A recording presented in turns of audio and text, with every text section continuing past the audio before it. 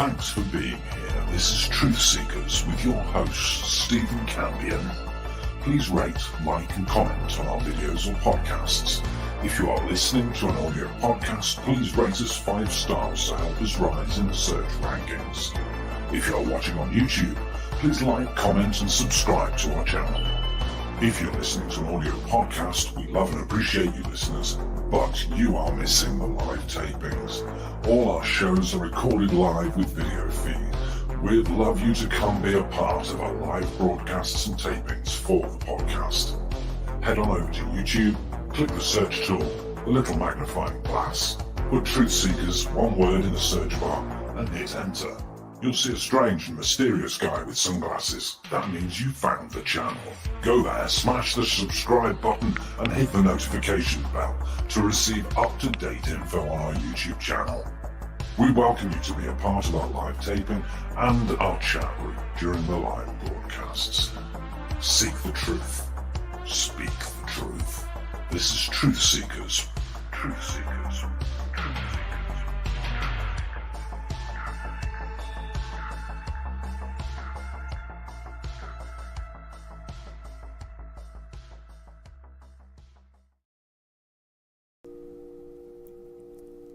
All these ancient prophecies telling us that the world will be transformed. Wacky world of Wilcock, where make-believe is real. It's the wacky world of Wilcock. How much money can he steal? It's the wacky world of Wilcock, where make-believe is real. It's the wacky world of Wilcock. How much money can he steal? He makes all this stuff up and claims that it's all true. The aliens want to eat us. Be careful that they don't get you. It's the wacky world of Wilcock, where make-believe is real. It's the wacky world of Wilcock. How much money can you steal? It's the wacky world of Wilcock, where make-believe is real. It's the wacky world of Wilcock. How much money can you steal? This is where if I have a live audience, I get everybody to hug each other. I say, give your neighbor a handshake or a hug, whatever you feel is appropriate to you. And that way everybody feels the love a little more. I will never believe it, I will never believe it. Okay, that's fine. Maybe you need 25,000 more years, I don't know, buddy. But look, this is really compelling information, and it's going to get a lot more intense. It's coming up in a couple days here on Sunday, so if you haven't already signed up, we have reopened the cart. We still have the payment plan in place.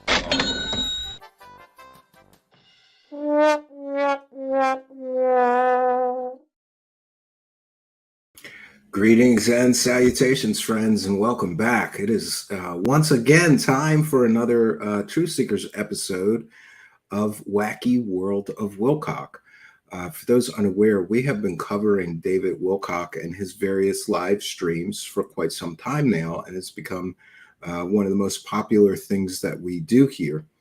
I myself am continually amazed that anybody would listen to anything David Wilcock has to say, or that we could create what is essentially a whole new form of entertainment out of like going through his wacky claims and talking about them.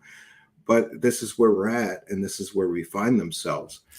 I want to thank everybody who attended our weekend deep dive live streams that were very well attended. And special thanks to Mike Larry and all of you who contributed over the weekend. Before this broadcast ends, I will be thanking everybody for those weekend super chats on screen here. Something that I probably should be doing. One of the reasons people send a super chat is because they like that interaction or thank you from the host. During these deep dive replays, I'm sometimes in the live chat, sometimes not. It was very busy at the cabin. I'm happy to report I'm more or less finished the major work of the porch. The roof is on. And we now have a 10 by 36, well, it's really like 11 and a half, but 11 and a half by 36-foot long porch that covers the entire front of the building. It's a dream come true. And I have to say, I've never worked with metal roofing before, and I never will again. I got all cut up. You can see I'm cut up. Those panels are much heavier than they appear.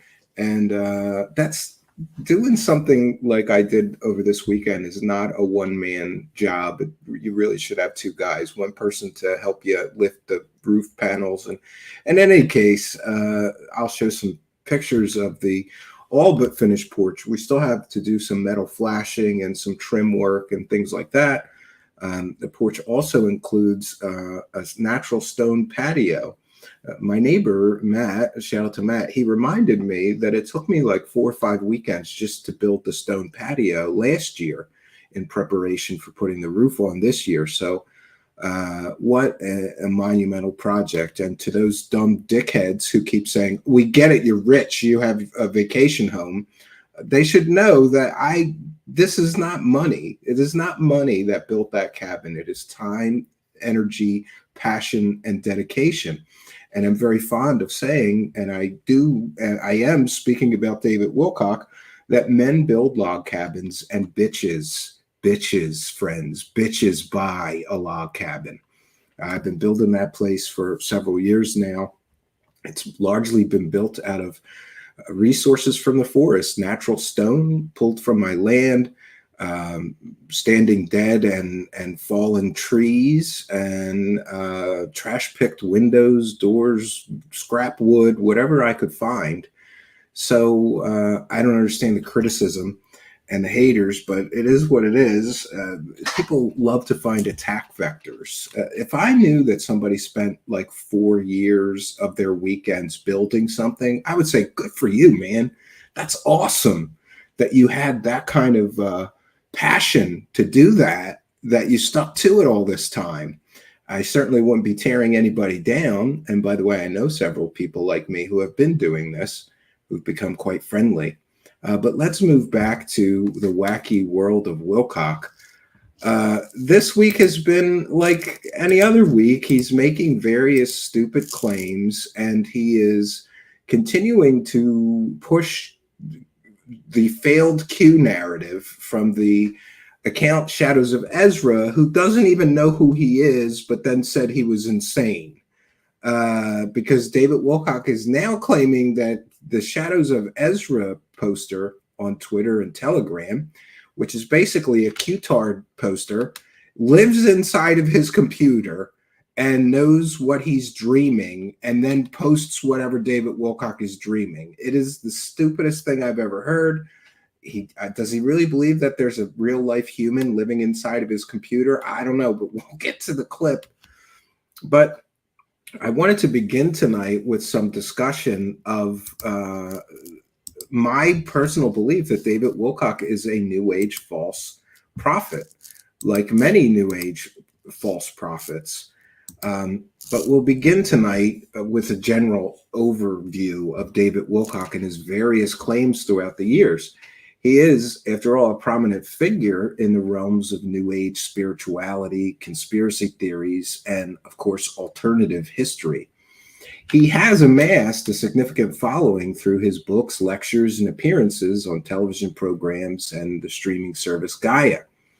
But we'll be critically examining Wilcock's various claims, as we do here, including his promotion of the so-called Law of One material, his use of dubious fake government insiders, his support of the ancient aliens theory, and the endorsement of the QAnon conspiracy theory. Not only his endorsement and promotion of that false QAnon conspiracy theory. Additionally, we'll be addressing some of his questionable business practices and his financial exploitation of his followers. We'll begin talking about the Law of One, because I realized recently that some people don't even know what the Law of One is, and David Wilcock quotes it like a minister quotes the Bible, or like a priest quotes the Bible. It is essentially the Bible of New Age nutters like David Wilcock. He is a fervent promoter of the law of one, which in essence is a series of philosophical and metaphysical teachings purportedly channeled by a group of beings called Ra through Carla Rutger in the early and mid 1980s. Wilcock claims that these teachings offer profound insights into the nature of the universe and human existence. The law of one essentially posits that all is one and that all beings are interconnected. In other words, you're not an individual. There's only one consciousness, which is a popular idea in things like Hinduism or Buddhism. And while this idea does resonate with many different spiritual traditions, Wilcock takes it a step further by asserting that the material is a roadmap for humanity's spiritual evolution and a source of hidden knowledge about extraterrestrial involvement in our human history. Critics, like myself, argue that the law of one lacks any empirical evidence. After all, it's a work that somebody channeled. And while I understand that some channeled work people find extremely beneficial, I have several friends that are intimately involved with the Urantia book, which is another channeled spirituality book. I, however, don't find any legitimacy to channeled works. So the law of one lacks any empirical evidence and relies heavily on subjective experiences and unverified claims. The teachings are often very vague, and I think that's intentional, and they're open to wide interpretation, which allows proponents like Wilcock to fit them into various conspiracy theories and pseudoscientific frameworks. And one thing that's worthy of note is that the law of one material, if you go to the actual organization that owns the law of one material, they give it away. They'll give it to you for free. David Wilcock has at various times taught law of one material in his $333 very expensive courses, which is kind of ridiculous to me because, number one, the law of one organization does not endorse or promote David Wilcock or even give him permission to teach their material for $333. This is to the best of my knowledge. And so the absence of rigorous scrutiny and the reliance on channeling, a process with no scientific validation, really, to me, makes the law of one material a dubious foundation for understanding reality. And it also casts a great deal of doubt on David Wilcock. He's just accepting this channeled material as 100% true with no evidence that it's true or real. Then, of course, besides the law of one material, which again, to the best of my knowledge and recollection, having spoken to several people who own or control the law of one material in modern times after the death of the channeler, David Wilcock does not have permission to sell their material in his courses, yet he continues to do it. Also, David Wilcock is once again claiming to be Edgar Cayce reincarnated. In fact, during this latest live stream, he made a point to say that this drives his haters nuts, so he's going to go there. His only evidence that he's Edgar Cayce reincarnated is that he shows photographs where he bears some vague similarity to Edgar Cayce as a young man. This is not proof or evidence of his reincarnation. And in fact, I've told this story many times. I have spoken with several people at the Edgar Cayce Foundation, both of which, one was a family member of Edgar Cayce, claimed that they told him to stop claiming that, especially for profit, because they do not support or endorse his claims. In other words, the family of Edgar Cayce don't want him profiting saying he is Edgar Cayce reincarnated. And in fact, so many people have come along that were New Age gurus that claim to be Edgar Cayce reincarnated, that the Edgar Cayce Foundation has a test that people can take to prove that they are indeed Edgar Cayce reincarnated. I'm told by a family member of Edgar Cayce that David Wilcock once met with them. and they were completely and totally unimpressed. And in fact, both the Edgar Cayce Foundation and Edgar Cayce's family members do not believe that he is Edgar Cayce reincarnated. They offered to have him take the test, which he refused. If he's so sure that he's Edgar Cayce reincarnated, why won't he take the Edgar Cayce Foundation's test to determine that? Because that would certainly bolster his claims, and then the Edgar Cayce Foundation would endorse and promote his whatever he's selling now. It makes no sense. But now what we see here is two examples of Edgar Cayce, two examples of David Wilcock essentially stealing other people's intellectual property and work and claiming it as his own. Once in the case of the Law of One, which he has no right, legal right or otherwise, to profit from and sell to people. In fact, the Law of One will give you their material for free if you ask them for it, if you can't afford it. And David Wilcock's insistence and claims that he is Edgar Cayce reincarnated, he uses to bolster his claims of psychic abilities. I'm so psychic, I'm even Edgar Cayce reincarnated, because many people in the New Age and spiritual community, for sure, consider Edgar Cayce to be one of the world's greatest psychics or prophets. I'm still on the fence about that myself. But what we see here is twice that David Wilcock is profiting from other people's work that is not his own, that he has no right to profit from. This casts serious doubts on his intentions as a so-called guru. Is it really about spreading knowledge? Why, if he believes that this stuff is all true, why would he sell? I think you always have to be very careful of people who are selling you something. And by the way, I don't just mean New Age people. I mean anybody. I left the Catholic Church because I realized that it was largely a profit-driven joke. When they refused at one point to bury my father because they said he wasn't a Catholic in good standing. They wouldn't do the burial mass. And it turned out that they determined my father wasn't a good Catholic because they hadn't gotten a church envelope in 6 months. And I remember asking the priest, do you know where he's been for the past 6 months, Father? He's been in a hospice, dying.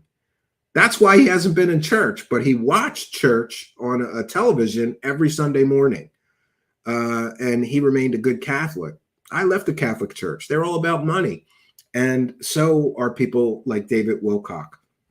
I've often commented, and I think this is very important.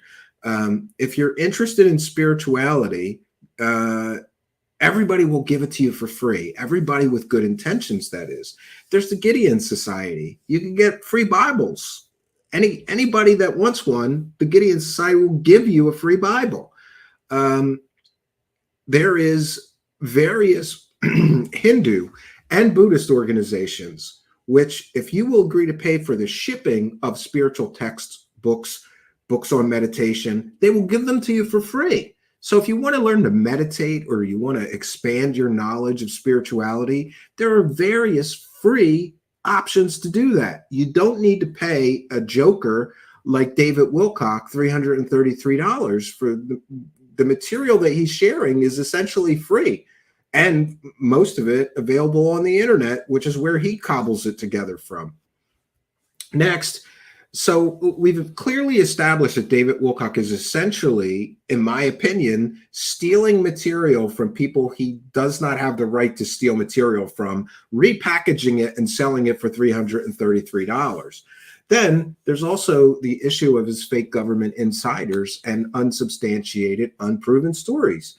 Because Wilcock frequently cites essentially unnamed government insiders and whistleblowers who supposedly reveal classified information about secret space programs, extraterrestrial contacts, and hidden technologies. These sources, named or unnamed, often lack credibility and provide no verifiable evidence to support their claims. And in fact, in several cases here at Truth Seekers, we have proven that he has used completely and totally fake government insiders and charged people money for their information. In the case of Pete Peterson, he was a complete and total fraud, a lifelong con artist that pretended to be a genius, but has no patents, never did any of the things that he claimed, never worked for Ronald Reagan, as David Wilcock claimed, and that's from an on-the-record source at the Ronald Reagan Library. Then, of course, we have Corey Goode, who he spent years with selling fake secret space program stories. And then we get the stunning revelation by Corey Goode that he indeed made up the stories and had never even been to space. Kind of hard to have all those space adventures and time travel adventures when you admit under oath that he's never been to space. In this recent stream, David Wilcock tries to absolve himself of any responsibility for selling people completely fake government insiders and fake information for years by saying, I believed that what those people were telling me was true. But doesn't he have a responsibility to vet their claims? Pete Peterson was easy to prove a fraud. All you have to do is go through his resume and start doing some fact checking. And his entire resume turns out to be fake, just like his education and everything else. But David Wilcock continues to cite Pete Peterson and his associates for helping him to build the hover cars and various other garbage fake stories that he's selling. But perhaps most famously, Wilcock has promoted the stories of Corey Goode, who claims to be a former member of a secret space program and to have interacted with various extraterrestrial species. And despite the sensational nature of Corey Goode's stories, they remain uncorroborated by a single shred of any tangible evidence. And in fact, as I mentioned, under oath, he had to admit he'd never even been to space. Critics argue that these narratives serve more as entertainment or science fiction rather than factual accounts. And this is proven because Corey Goode has admitted under oath that he made up the stories. So David Wilcock spent years telling his followers that Corey Goode's information was real and Corey Goode was a secret government insider. No, Corey Goode was in the military for a short time, and I think he was in the reserves and was a low-level, weekend warrior, but he'd never been to space. He'd never time traveled. All that was made up nonsense. And we further have the support to prove that of people like Jay Weidner, who, while he was involved in that television show with them or streaming show on Gaia, he later came out and said Corey Goode was a complete and total fraud, and that David Wilcock and Corey Goode were pre-gaming and, figuring out what they were going to make up and talk about on the later episodes. And if they made up the later episodes, per Jay Weidner, what's to say they didn't make up everyone? And of course, Corey Goode admits he made this up. So David Wilcock keeps getting caught using completely and totally fake government insiders telling completely and totally fake stories. That should matter. Further, David Wilcock constantly uses anonymous, unnamed, or unverifiable sources. And this is a common tactic among conspiracy theories. And of course, this casts doubt on the legitimacy of the information presented. Wilcock's promotion of these fake stories appears to be driven, of course, more by a desire for monetary gain through book sales, paid lectures, exclusive memberships, and expensive courses, rather than by a genuine quest for the truth. I don't believe he's a genuine truth seeker. I believe he is a bullshit huckster. Then, of course, we get to the ancient aliens theory, which he also famously promoted and profited from for years. He is a very strong advocate of the ancient aliens theory, which of course suggests that extraterrestrials have been visiting Earth for a millennia and have somehow influenced human civilization, going as far to claim that the human race may have been created by extraterrestrials. This theory has been popularized by figures such as Eric von Däniken and Zecharia Sitchin, the later of whom based much of his work on completely and totally mistranslated translations of the Sumerian texts. So it's all fruit from a poison tree. Zecharia Sitchin had no qualifications to translate ancient Sumerian language, but he did, and he got it completely and totally wrong. Then other people like Van Däniken and Wilcock come along and run with the fruit from this poison tree. It's important to note that Sitchin's translations have been destroyed and widely discredited by real scholars and experts in ancient languages. His interpretations are often seen as completely speculative and not supported by any mainstream archaeological or historical evidence. The ancient aliens theory falls apart under scrutiny, and it often relies on a misinterpretation of ancient artifacts and texts, attributing advanced knowledge or technology to extraterrestrial influences rather than just acknowledging the ingenuity of ancient human civilizations. The promotion of this theory by Wilcock and others often involves cherry-picking data and ignoring evidence that contradicts their claims. This approach undermines the credibility of legitimate historical and archaeological research, and of course, this perpetuates misconceptions about human history. So Wilcock is actively pushing disinformation, misinformation, and fake history and fake science for profit, friends. Then, of course, we get the QAnon connection. David Wilcock has also been involved for years in promoting QAnon, a conspiracy theory that claims a secret cabal of elites is involved in various nefarious activities and that a figure known as Q is revealing the real truth to the public. QAnon has been widely debunked as a baseless and dangerous conspiracy theory that has led to real-world violence and social division. So I ask you, knowing that this QAnon garbage has led to real-world violence and social division, why would a real spiritual guru who claims to be in contact with angels promote a dangerous conspiracy theory like that?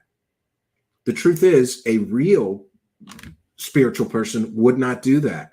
They would realize the danger in the QAnon conspiracy and the dangers of promoting this disinformation, misinformation, and false information. Again, all Wilcock does is spread fake information. His entire life is spreading lies, disinformation, misinformation, fake information, and pseudoscience. Wilcock's endorsement of QAnon includes suggesting that its predictions are aligned with his own prophecies and the law of one teachings.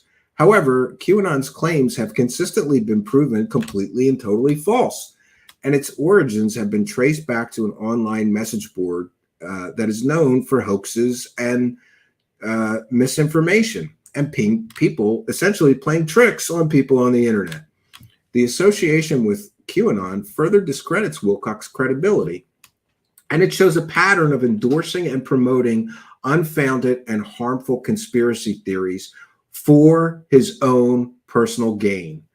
Then, of course, we get to his shady business dealings. We have reported here, David Wilcock is essentially threatening that he is going to start suing his online critics, calling them trolls. But I asked Mr. Wilcock directly, what are we trolling you? How are we trolling you if we're reporting facts? After all, my show here has been very clear in reporting the facts of David Wilcock's shady business dealings. There is the PayPal donation scam with Emery Smith that he was directly involved in. There is the Pete Peterson GoFundMe scam that he was directly involved in. We've covered them in detail before. I'm just going to list them here. There is the Convergence Pictures LLC thing in which he collected money to create a film and then never did. There is Stavati Aerospace, which is right now being sued by multiple creditors who are seeking liens on their only tangible asset, that airplane hangar he's so proud of. And the Stavati Aerospace, his shady aerospace company, is also being sued by an investor who in court documents called Stavati Aerospace an investment scam and a Ponzi scheme. These are facts. This isn't trolling. This is the reporting of facts. And, you know, to me, one of the most concerning aspects of David Wilcock's so-called career is his business practices. He frequently solicits donations. Oh, I forgot about that. There was the David Wilcock Spiritual Foundation, which to me, if you look at the financial paperwork, looks like a scam. To me, he collected, what was it, $170,000 over the course of 2 years. He won't release the other years. And when we look through the 990 forms, it appears that he spent all the money on equipment, software, meals and entertainment, and did no actual charity work. He's constantly soliciting what he calls donations, selling very expensive courses and costly seminars. The continuous need for money from his followers from David Wilcock raises red flags about his intentions, or it should. And quite honestly, I'm continually amazed at the stupidity of anybody dumb enough to give David Wilcock any money. Then, of course, there are reports and testimonials from former followers that indicate that Wilcock often uses fear tactics. We've covered it here, such as imminent global catastrophes or secret governmental takeovers, to compel or scare people into purchasing his products or donating money. Remember, leading up to the year 2000, he claimed that there was going to be a major catastrophic ascension event, and you need to buy his books to prepare for that event. He did it again in 2012, and he's doing it again now claiming that this ascension event is going to happen next year, and we're all going to get superpowers again. And this is the third time he's claimed that a major mass event's going to take place, and you're going to get superpowers, but you need his books to learn how to, I suppose, navigate your new superpowers. It's absolutely ridiculous.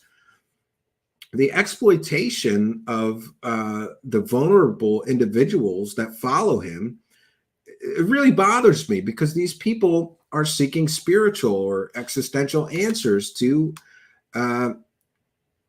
life. And this, of course, is on the part of Wilcock, is completely and totally ethically questionable, and suggests, of course, a prioritization of profit over genuine spiritual guidance. So to wrap things up before we're going to go through some clips from his latest live stream. David Wilcock's claims and teachings, while captivating to many, are fraught with inconsistencies, a complete and total lack of evidence, and his dubious financial motivations. His promotion of the law of one, his reliance on fake government insiders, his endorsement of the discredited ancient aliens theory, his support for the false QAnon conspiracy, and his questionable financial practices and business dealings, to me, they all point to a figure more interested in personal gain than in uncovering or sharing genuine truths. Critical scrutiny and skepticism are essential when evaluating anything that David Wilcock says in the realm of alternative spirituality and conspiracy theories. David Wilcock has made millions. And what value has he given to the world? What real or verifiable truth has he uncovered? I would submit to you, none. David Wilcock has made millions of dollars selling lies. He is a false prophet. If we have time, I have some more notes on false prophets, but I think that we better welcome in the live chat. Pardon me. All right. We're going to take a moment to welcome our live viewers. I see Patty Wilhelm is here, Chuck Bam, Sandra McDonald, Bob Berkins, Martin R., XXX, Archaic Revival. We've got Megafan is here. Osiris Christensen is here. Above the Clouds is here. Trying to shout as many of you out as I can in a few minutes here. Pete Berry is here. Welcome. Craig William is here. Welcome. Ty Rise. I think that's Ty Rise, right? Or Ty Blee. I'm sorry. Yeah. Welcome, one and all. Amy Collins. I think I mentioned already. Troll. Pathfinder is here. Freya is here. Admiral Rascals is here. Martin R. is here. Arlene Atkins is here as well. The Gold Color. Yes, I want to take a moment to recognize and thank God for that. Every day for years now, and this is the honest to God truth. Every day for years now, I have daily prayer practice, and I think in my daily prayer practice, I never pray for myself. I pray for others.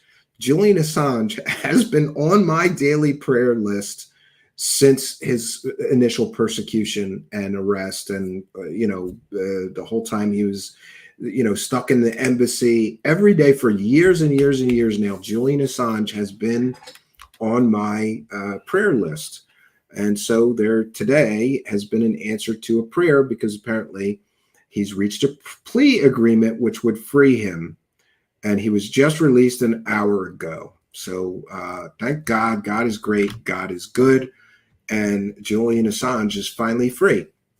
Does anybody else think it's so stupid that instead of arresting Hillary Clinton for all the corruption the emails revealed, they arrested the guy who revealed the corruption, right? And persecuted him. The guy's, how long has he been in this legal trouble? He'll never get those years back. It's very, very unfortunate. We'll take a moment also to shout out to Legal Eagle. I was just about to shout out, and I saw the super chat. I gag whenever someone gives David Wilcock a super chat. Well, we thank you for your kindness, generosity, and support. Everybody should just be happy when I get a super chat, because I'm not lying to people, and we're doing our best to do factual, evidence-based reporting and critical thinking. We're encouraging critical thinking and skepticism. We try to be of public benefit, and we thank Legal Eagle and all of you kind and generous people for your kindness, generosity, and support. This is a viewer-supported show. Thank you, Legal Eagle, for appreciating us. We certainly appreciate you and for helping us to... Raise the cash, raise the cash, raise the cash. We're starting off praising the cash tonight, which is a good thing. So we'll get back to... I think I shouted out, we've got Craig William, the gold color I mentioned. Ty Rise, James Pepper is here. High Speed Chase is here. Welcome, High Speed Chase. Yeah. Oh, look at that. We've got High Speed Chase. He's trying to catch up to Mike Larry. For those unaware, people have been gifting memberships. I'm going to have to do something really special for the members only section. Mike Larry has bought hundreds of gifted memberships. So be sure that you hit that subscribe button, because when people gift memberships, like High Speed Chase just gifted 5 memberships, somehow YouTube randomly gives them out to people who are subscribers, but not yet YouTube channel members. So make sure that you are subscribed to our channel. Just hit that subscribe button, that notification bell. You might get a free membership and get all the extra goodies and a membership badge. And we thank High Speed Chase for his kindness, generosity, and support.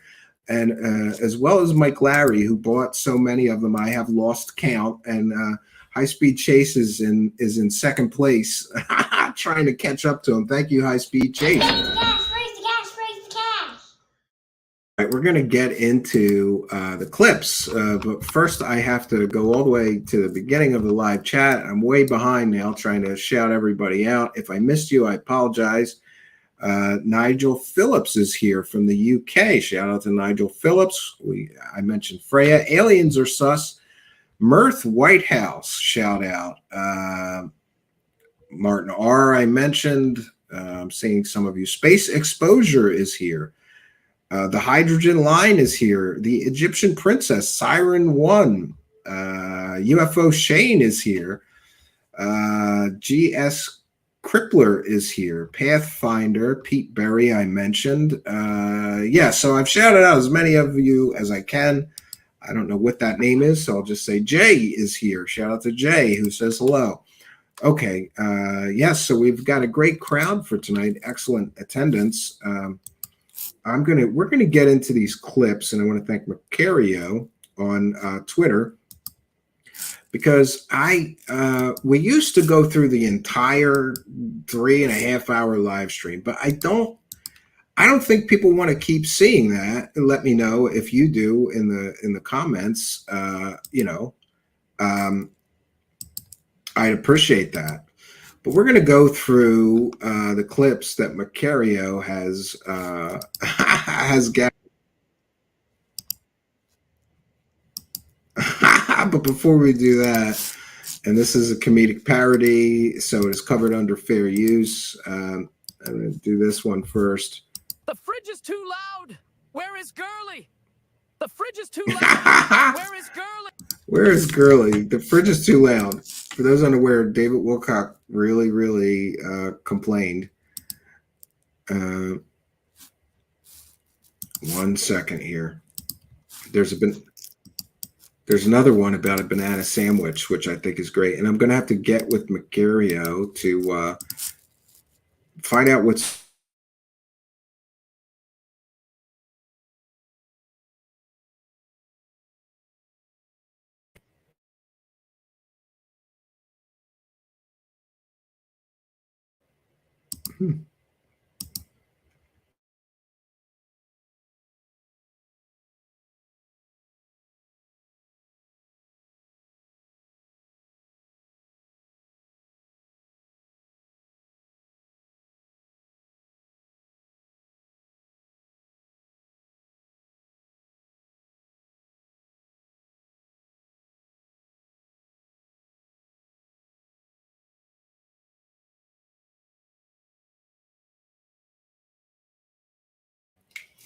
I got immediately knocked off the internet as we shared this one.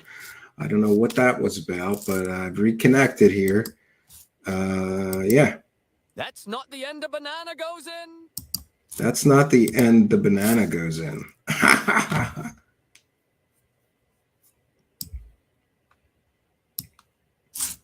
Yeah, I don't know. We had a disconnection there. So, but I think everything is okay. We'll just continue with the broadcast. I always say it's a live show, friends, which means that you get it. You get it warts and all. All right, so we're going to begin with some of the more ridiculous. For those unaware, David Wilcock in every stream, the reason it takes him 4 hours to do a live stream is because he talks about the most ridiculous stuff. Like this one. Oh, wait a minute. Let's put our fair use banner up. This is transformative work. We are educating the public and critiquing the video that we are sharing. And I'm also going to do it this way, I think. We have to go out of our way to share these a little smaller because David Wilcock is falsely copyright claiming anybody using clips from a show, claiming that they're clips with Corey Good from some Antarctica project. They're not. I believe that is illegal, but I haven't had time to address that issue. Many forms of karma happen to ourselves. You accidentally bite your cheek. I had that happen last night. I was eating yogurt too late at night, and I got some karma for that because it was going to wake me up in the middle of the night, which it did. But it actually was good. Because you get karma. If you do something bad, you bite your own lip. You know, this is a spiritual guru. This is the best information you got, Wilcock. Like, I don't even get it. I don't understand it. And for those unaware, David Wilcock has been claiming for months now that he's just about to get funded with his company. But there's a real problem with that.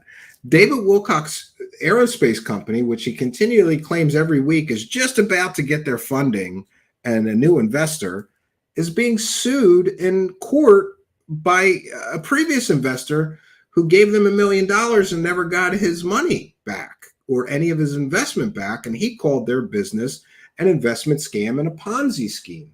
That, my friends, would be a red flag to any new investors. And in fact, in those court documents, Stevati Aerospace essentially admitted to running a Ponzi scheme, claiming that they were paying off old investors with money from new investors. This is the textbook definition of a Ponzi scheme. It's completely and totally illegal to do that. But every week, David Wilcock claims that they're about to get funding. And it's kind of been a comedy now. Every week, last week it was, we're about to get $10 million and I'm going to sue all my trolls with that money. Maybe you should pay off the investors that are suing you, pay off the creditors that are suing you before you start suing people who say that your stories are fake. I don't know, call me kooky. I think that would be a more responsible way to live your life. And I don't understand how he's going to take money that people invest in Stevati Aerospace. He can correct me if I'm wrong here. But essentially, in the stream 2 weeks ago, he claims that Stavati's going to get $10 million, and then he's going to sue his critics with that money. How are you suing your personal critics with money from that people invested into an aerospace company? It doesn't make any sense, but, welcome to the wacky world of Wilcock. Nothing here makes sense. We're closing in very close on this deal. It should happen sometime this week.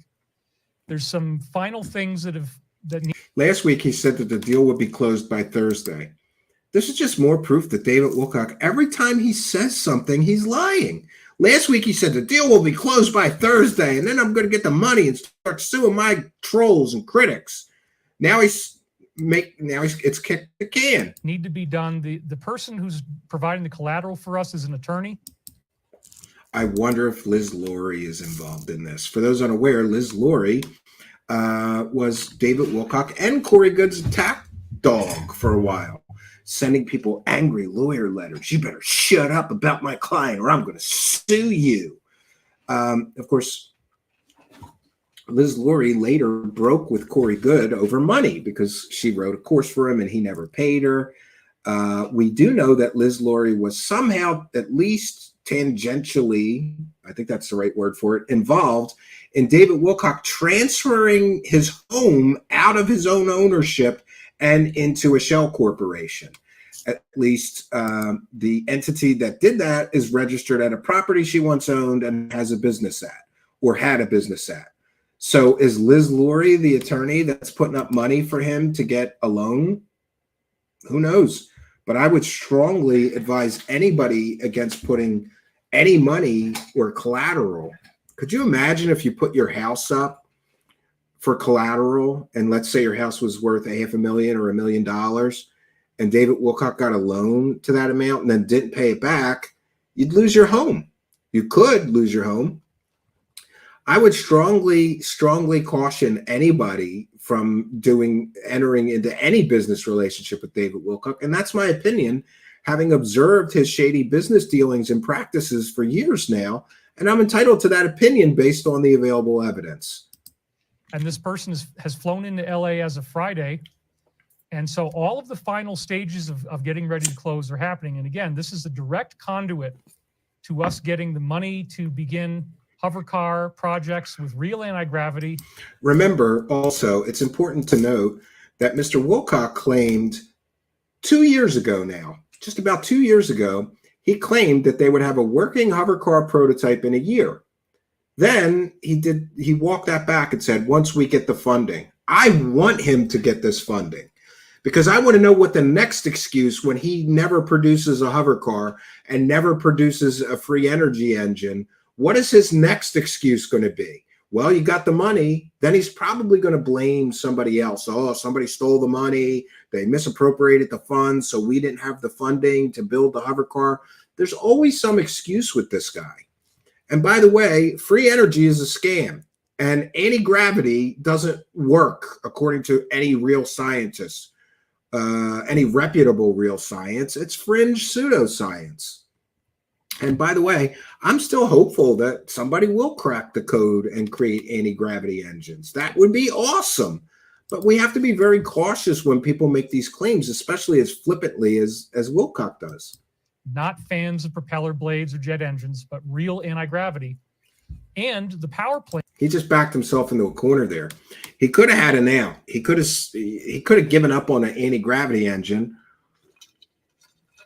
There are people building what are essentially rideable drones, quadcopters. He could have built a quadcopter and said, "Well, we couldn't crack the anti-gravity, but it still hovers, so we're going to make them this way." But now he just backed themselves into a corner. No blades or anything. It'll have an anti-gravity engine. Great. Plants that will make it possible for us to have these hover cars. Your hover car is going to be able to power your whole house. There you go. The hover car that he claims that he will produce has a free energy engine, and it'll be able to power your whole house. The old saying, if it sounds too good to be true, it probably is a wise word of caution here. Does it sound too good to be true? Then it probably is. And hey, thanks High Speed Chase catching up to Mike Larry there.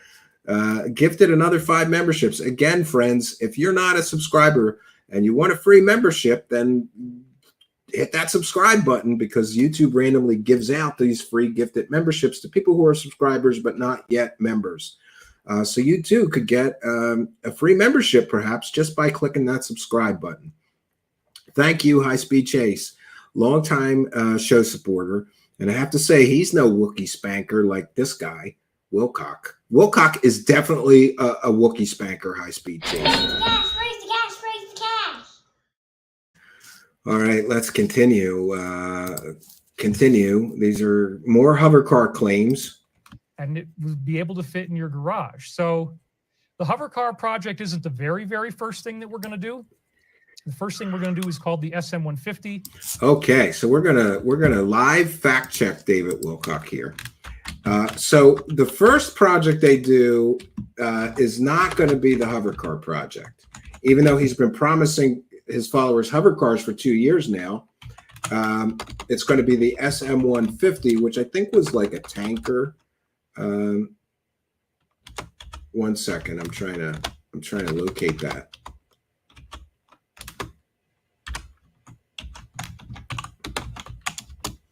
See if we can't see that. Yeah, okay. So before they build hover cars, they've got to do this. The SM150. Let's see if we can't find it. Yeah, look at this piece of shit. I'm sorry.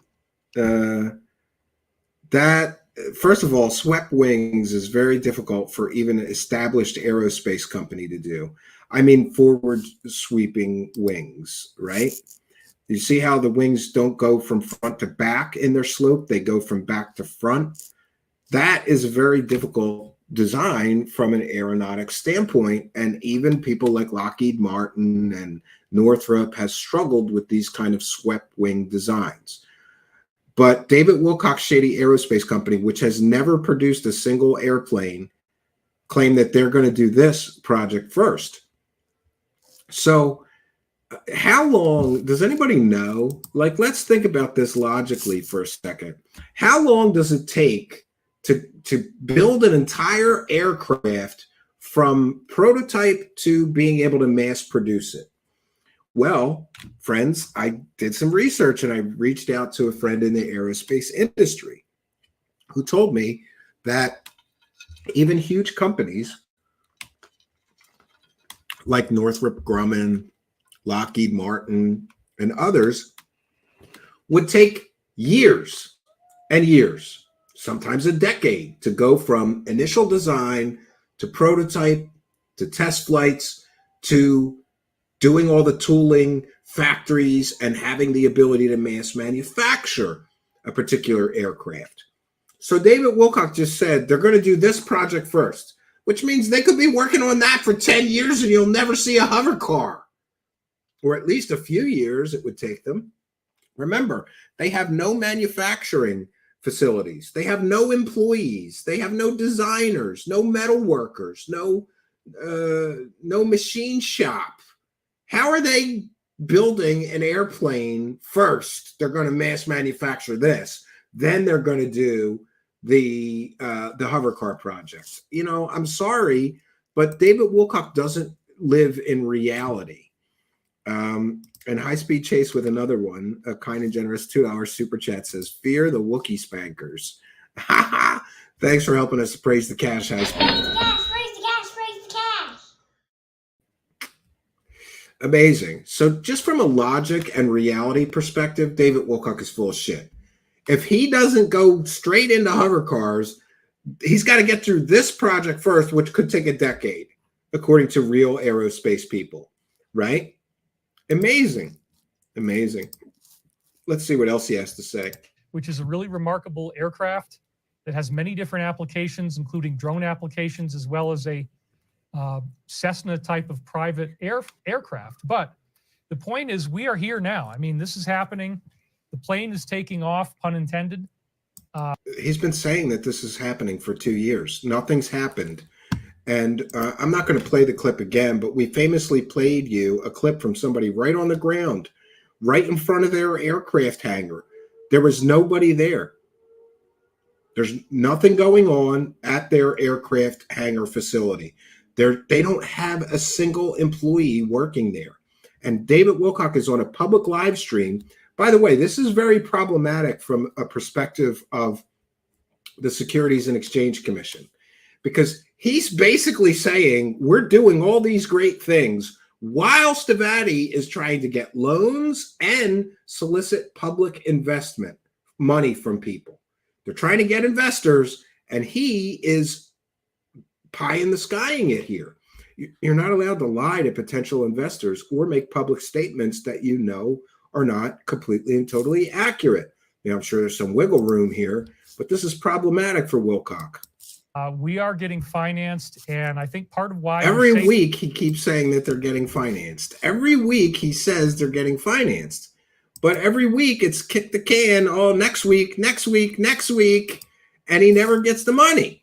Could it be because there's public documents in court that claim that his aerospace company is a Ponzi scheme and investment scam?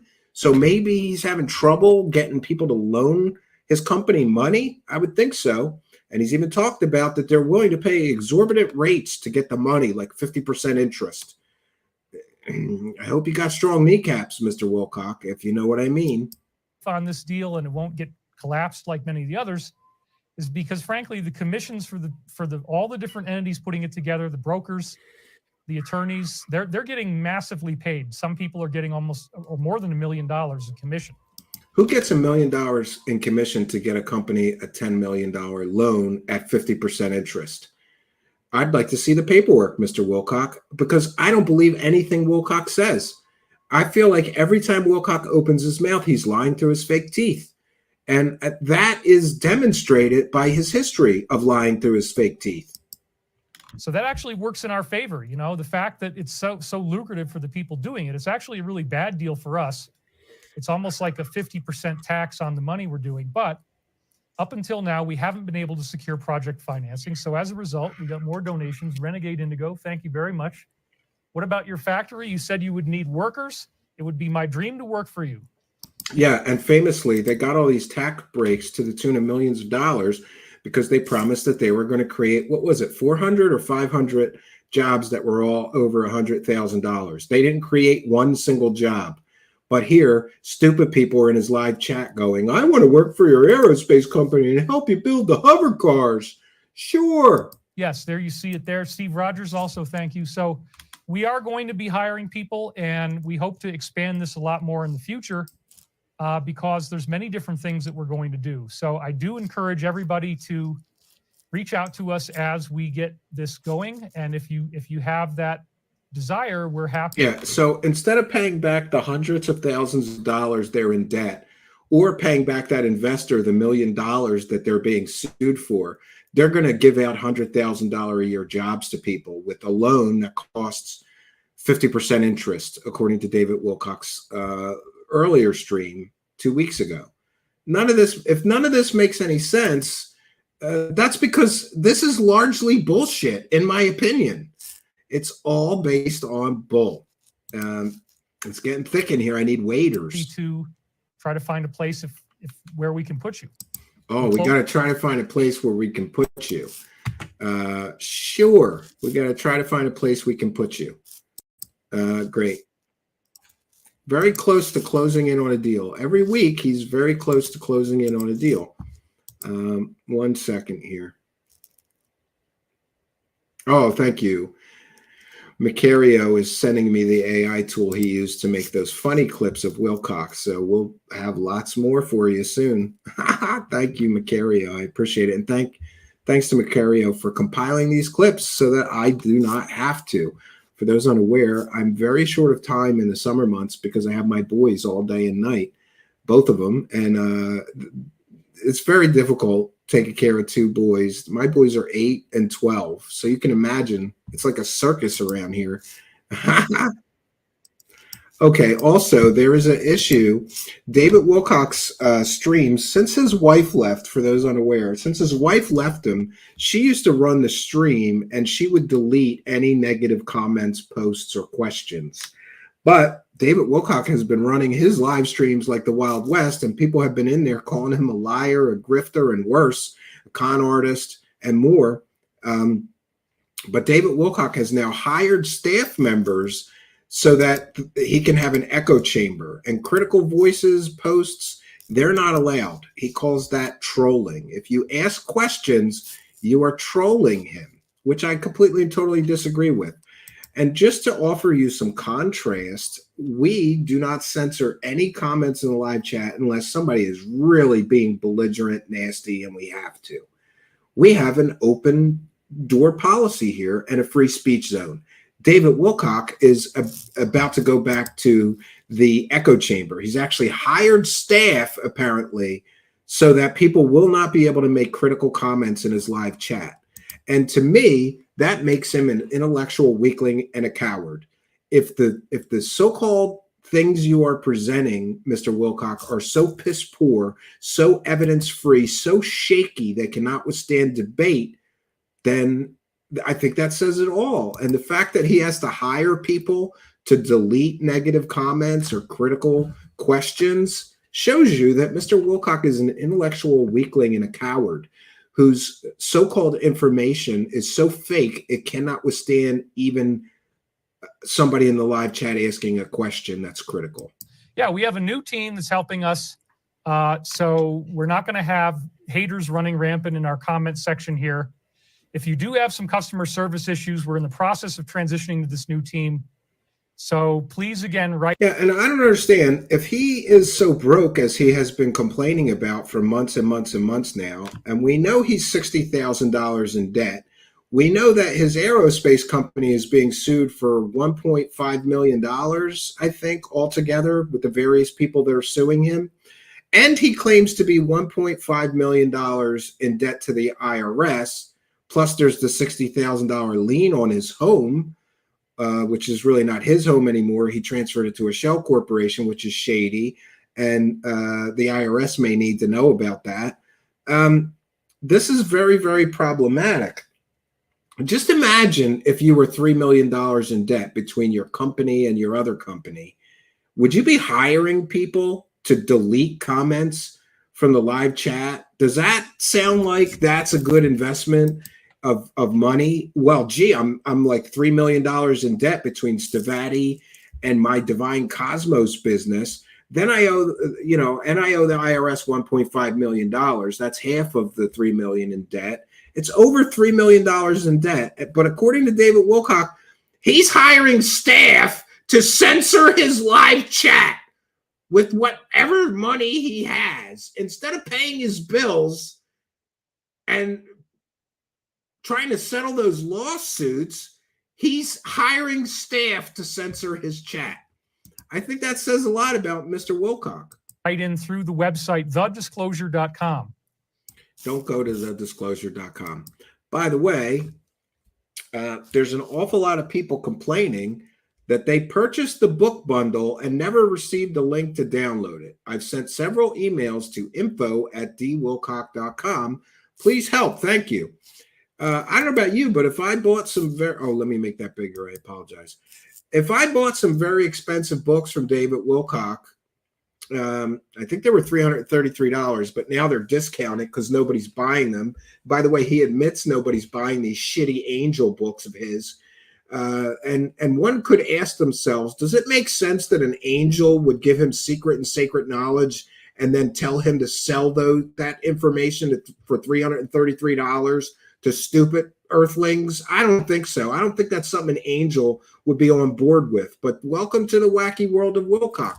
So various people are apparently complaining in his live chat, even having to send a super chat to try to get the books that they already bought, which is hysterical to me.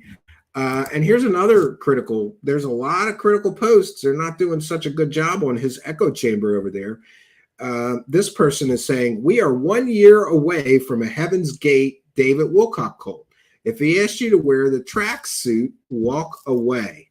And this is just a few examples from John Christian Spadavaccia. Shout out to John Christian Spadavaccia, who is writing a book about the the David Wilcock Shady Aerospace Company, Stavati Aerospace. And just to make the point very quickly, let me get to my Twitter. I tweeted this out earlier because I think it's pretty funny.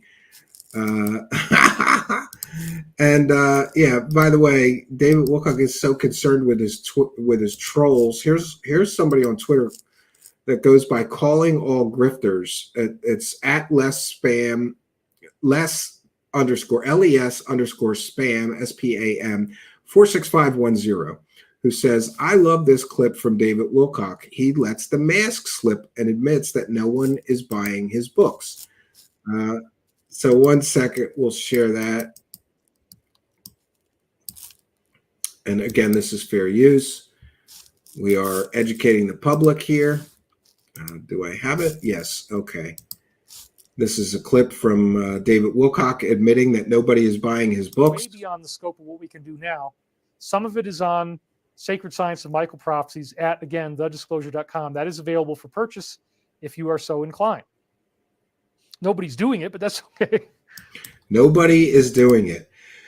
Nobody is buying his books full of angel prophecies that he claims he's channeling from the Archangel Michael. Could it be that David Wilcock has reached a level where he has just bullshitted too far and people are tired of it and they're not willing to give him any more money?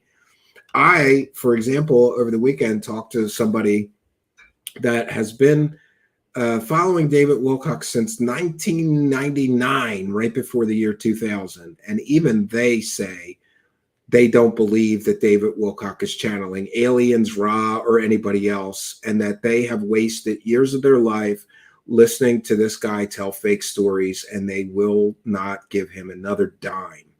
So there are many people that are essentially longtime Wilcock followers, and he's just bullshitted too far. It's too much. The Corey Good fake shit, the Pete Peterson fake nonsense. There was him channeling Ra.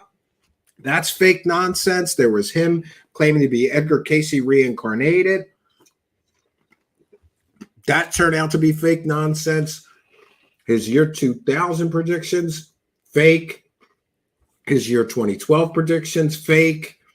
The Daniel Brinkley thing, does anybody remember that one? That was scammy. Oh, Daniel Brinkley is going to die any day now. You got to hurry up and take my course with him. Daniel Brinkley's still alive and well.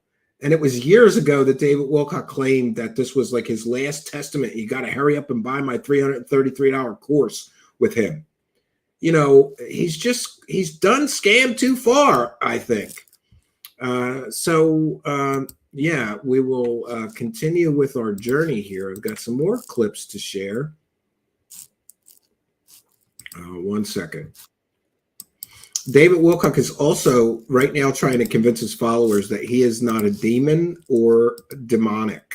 I think that people claiming he's a false prophet who may be communicating with demonic entities may indeed be getting to him. Let's take a listen. Yeah, that's the point. If I was, in fact, a demon, as the trolls would love to say, then there would be very obvious signs of that. I would be trying, I was offered billions of dollars in bribes. Okay, here's where we get thick. Remember Stephen Greer claiming that the deep state offered him billions of dollars to stop talking about aliens and UFOs? David Wilcock is claiming that he was offered billions of dollars in bribes to promote Luciferianism. Great.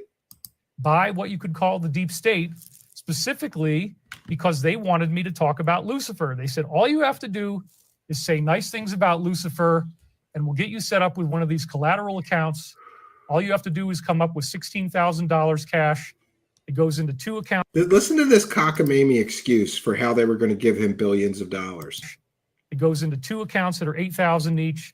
Those accounts are then turned into bankable notes that come back as $100,000. You get that line of credit for $100,000. Then you invest the $100,000 into one of these trade programs, and from there you go up to $100 million trade.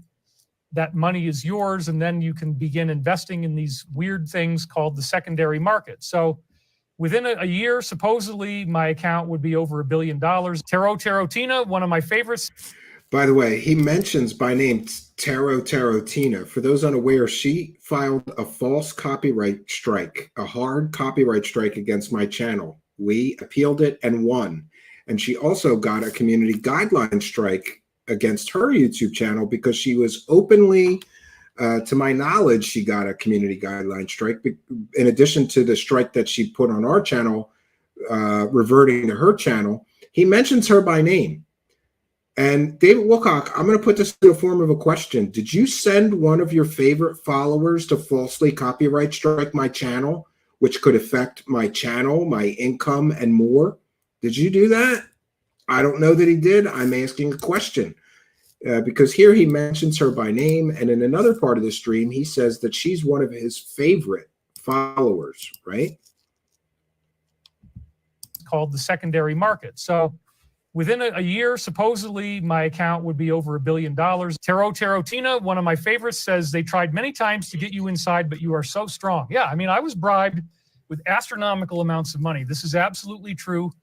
If you have to tell somebody this is absolutely true while you're lying, the fact that he would say this is absolutely true while he's lying through his fake teeth, in my opinion, is comical. It's hysterical. There's plenty of witnesses who, if I really needed to, I could call upon them, who were there for various parts of this. I can think of different names of people who saw some of these things happen. Name them. Let me interview them, David Wilcock. Let's find out if you're full of shit or not. Of course he won't. In fact, one of the people who wanted to bribe me lived on Martha's Vineyard and said that, there were a lot of people there that were very high-rolling people like the Rockefellers. And that, once I started making all this money, that I might even want to move to Martha's Vineyard myself. By the way, one sign that somebody is lying to you or telling you a fake story is that they include a lot of completely and totally unnecessary details. Does it sound like Mr. Wilcock is including unnecessary details in his claims that people are trying to bribe him to the tune of billions of dollars? It was actually true. It's happened to me ever since, I don't know, the late 1990s, early 2000s, I've had these bribes. And, I did not fall for it. The main thing that you would be able to notice if I fell for it is that I would be a Luciferian. A Luciferian. He would be a Luciferian if he was promoting Lucifer. I mean, it's so stupid. It's just so stupid. We've got a few more clips to share with you. By the way, let me know in live chat, do you enjoy this faster way to just go through the relevant clips of his nonsense? Or would you prefer, oh my God, we got a lot more clips to go through. All right, we'll try to motor through them. Or would you prefer that we go through the actual 4-hour stream? Let me know what you think in the live chat or in the comments. We aim to please the audience here. So if the audience prefers that we go through a 3 or 4 hour live stream of his nonsense, we'll start doing it that way.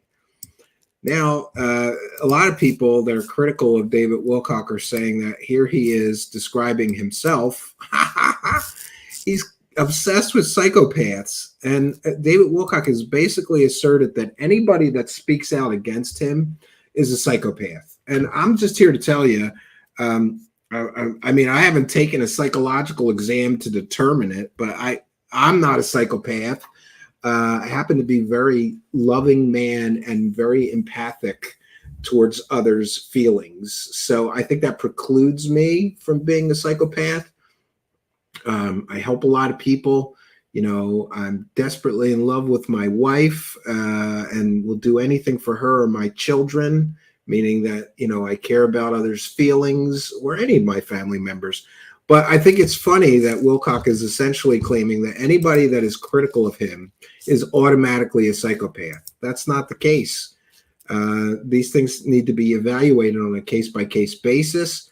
But I for sure think that he has used psychopaths as sources, and that's my opinion, and I'm entitled to it. Look at Corey Good, and then go look up the traits of a psychopath and tell me what you think. The psychopath brain has no frontal lobe activity. That's the mark of the beast. That's the dark spot.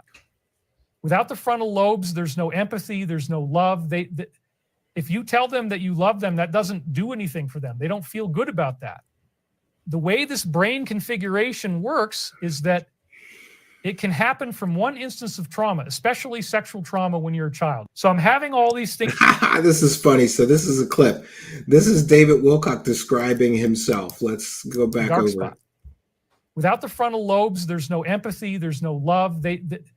If you tell them that you love them, that doesn't do anything for them. They don't feel good about that.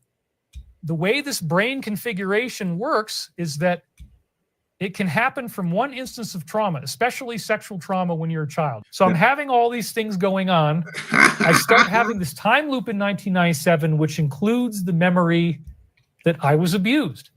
February of 2022, Michael tells me I was in a space program.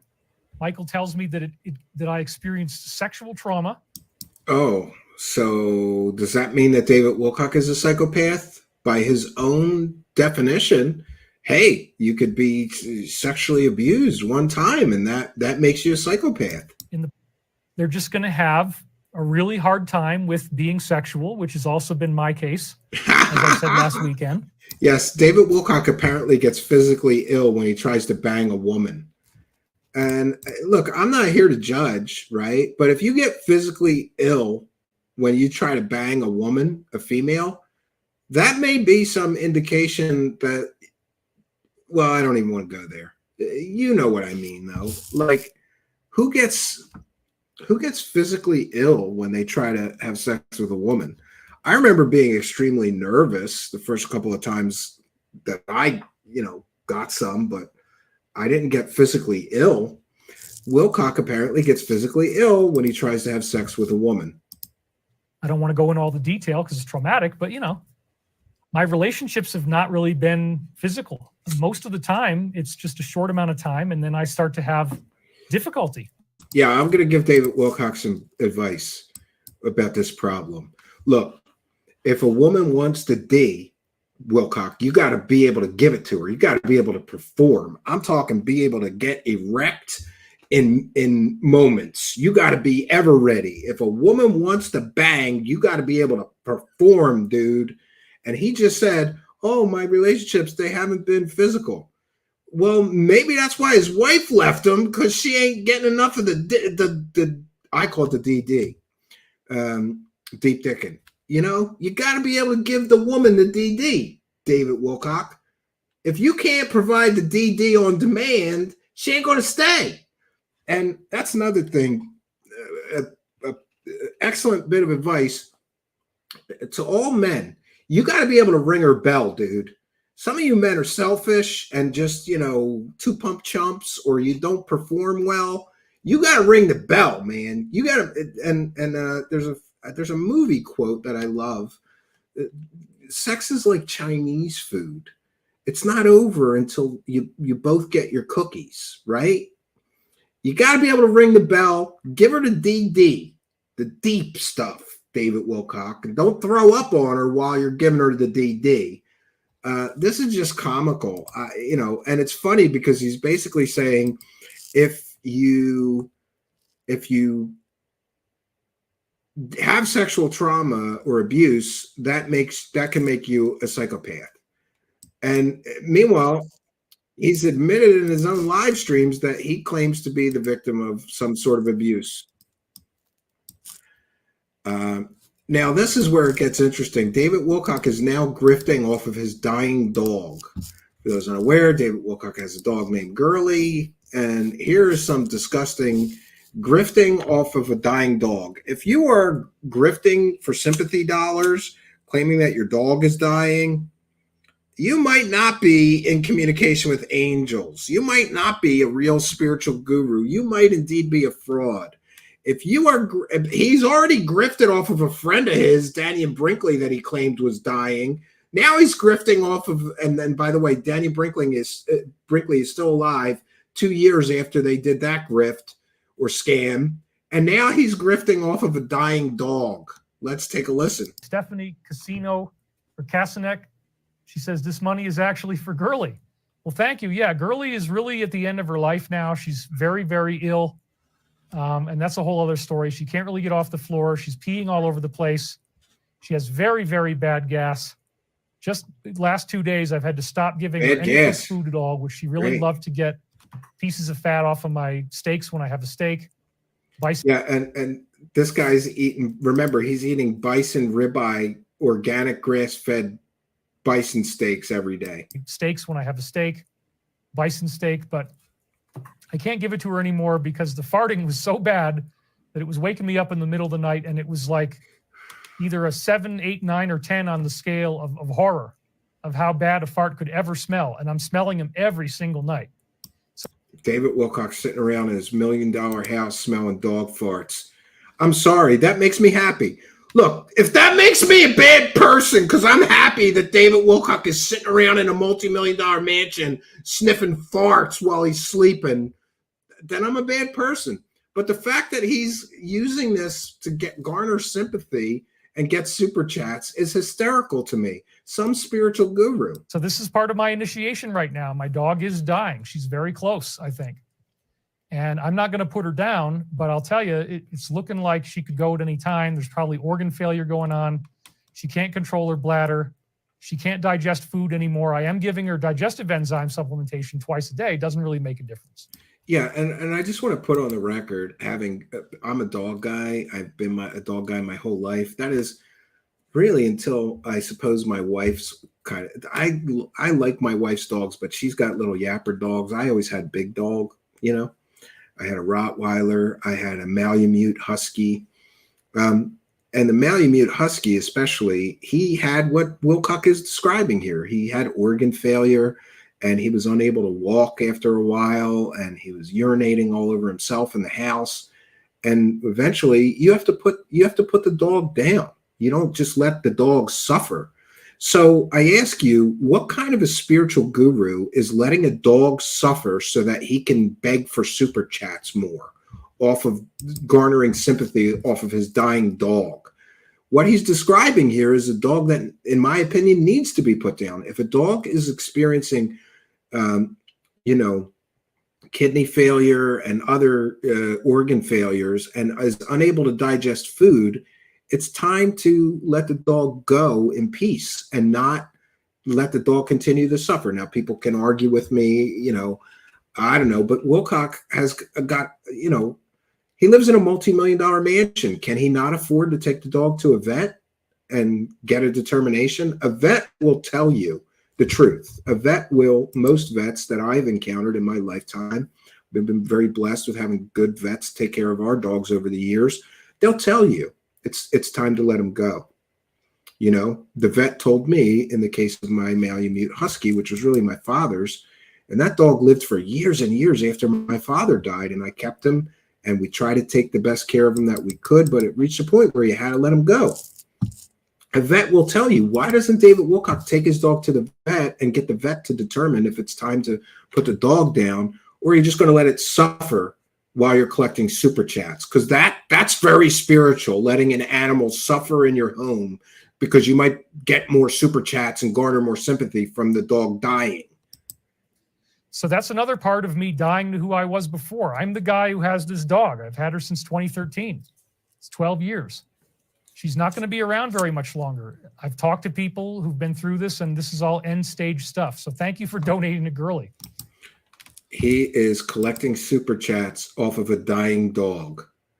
What the hell kind of a spiritual guru collects super chats off of the sympathy of his dying dog? I mean, at some point, I don't even know what to say about that. I don't even know what to say about that. Let's go to the next clip here. We've got more for you. Oh, more psychopaths. And Macario is asking the question. It appears that David Wilcock is really focused on some female psychopath, because he makes a note to talk about female psychopaths and how they're different from regular psychopaths. And people, including Macario, are asking, do you think Beth yelled and smacked David around a little bit? A lot of people think that Beth pegged him, but I don't know about smacking him around. Let's see what he has to say about this. If a psychopath is attacking you, they're going to be raising their voice and yelling at you, but they won't even allow you to raise your voice. That's more of a female psychopath. Male psychopaths may be okay with having a big yelling match with you, they kind of get off on you yelling. But Female the psychopath. female psychopath, which has been much more infrequently studied, is the master of tone policing. You have to become Mr. Rogers. They will never let you have any type of boundaries or masculinity whatsoever. You have to only apologize. You have to only have a soothing tone of voice. I think he's describing his wife here. I guess he wasn't allowed to raise his voice. I don't know. I don't raise my voice to my wife. I rarely have even wanted to. We try to work things out. Plus, she'll kill me in my sleep if I piss her off. So that keeps me respectful.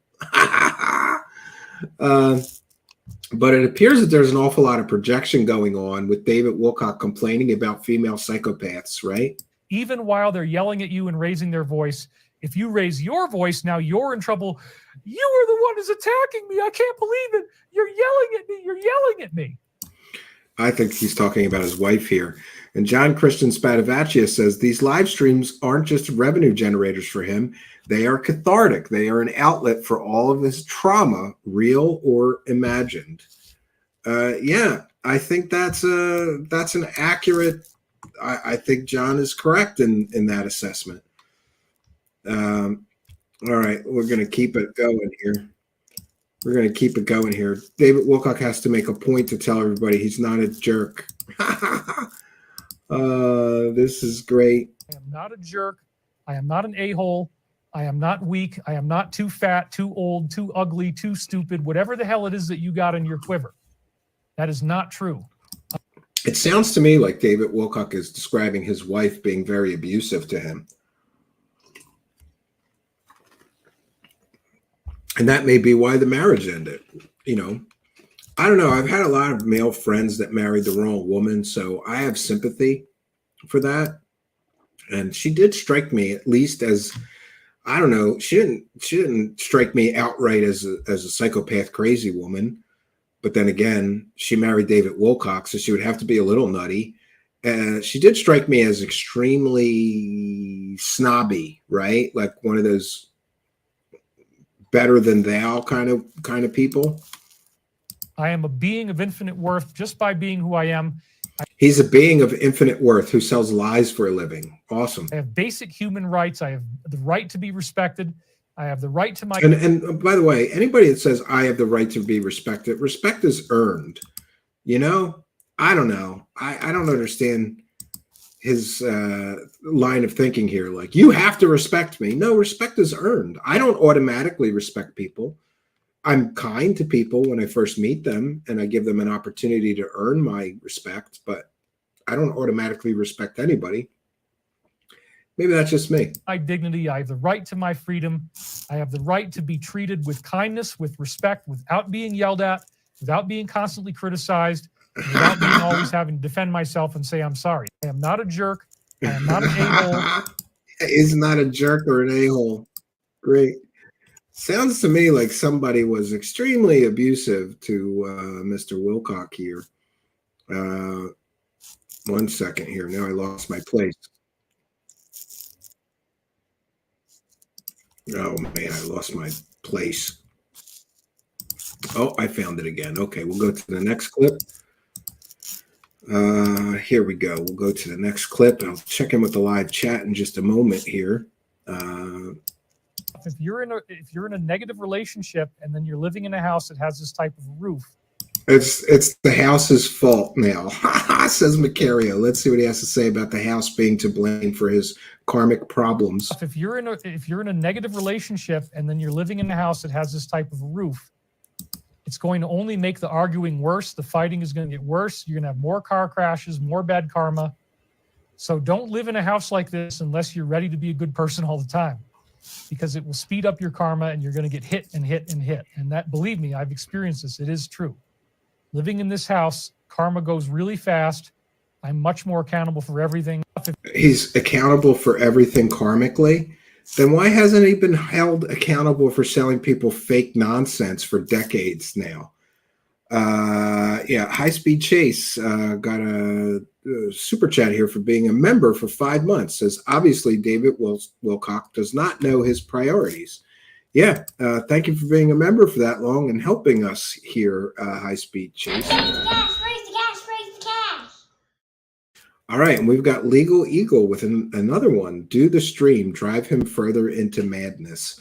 Well, if we have time this week, maybe I'll do that, Legal Eagle. And I appreciate you people who do want me to do that. But you know how long that takes.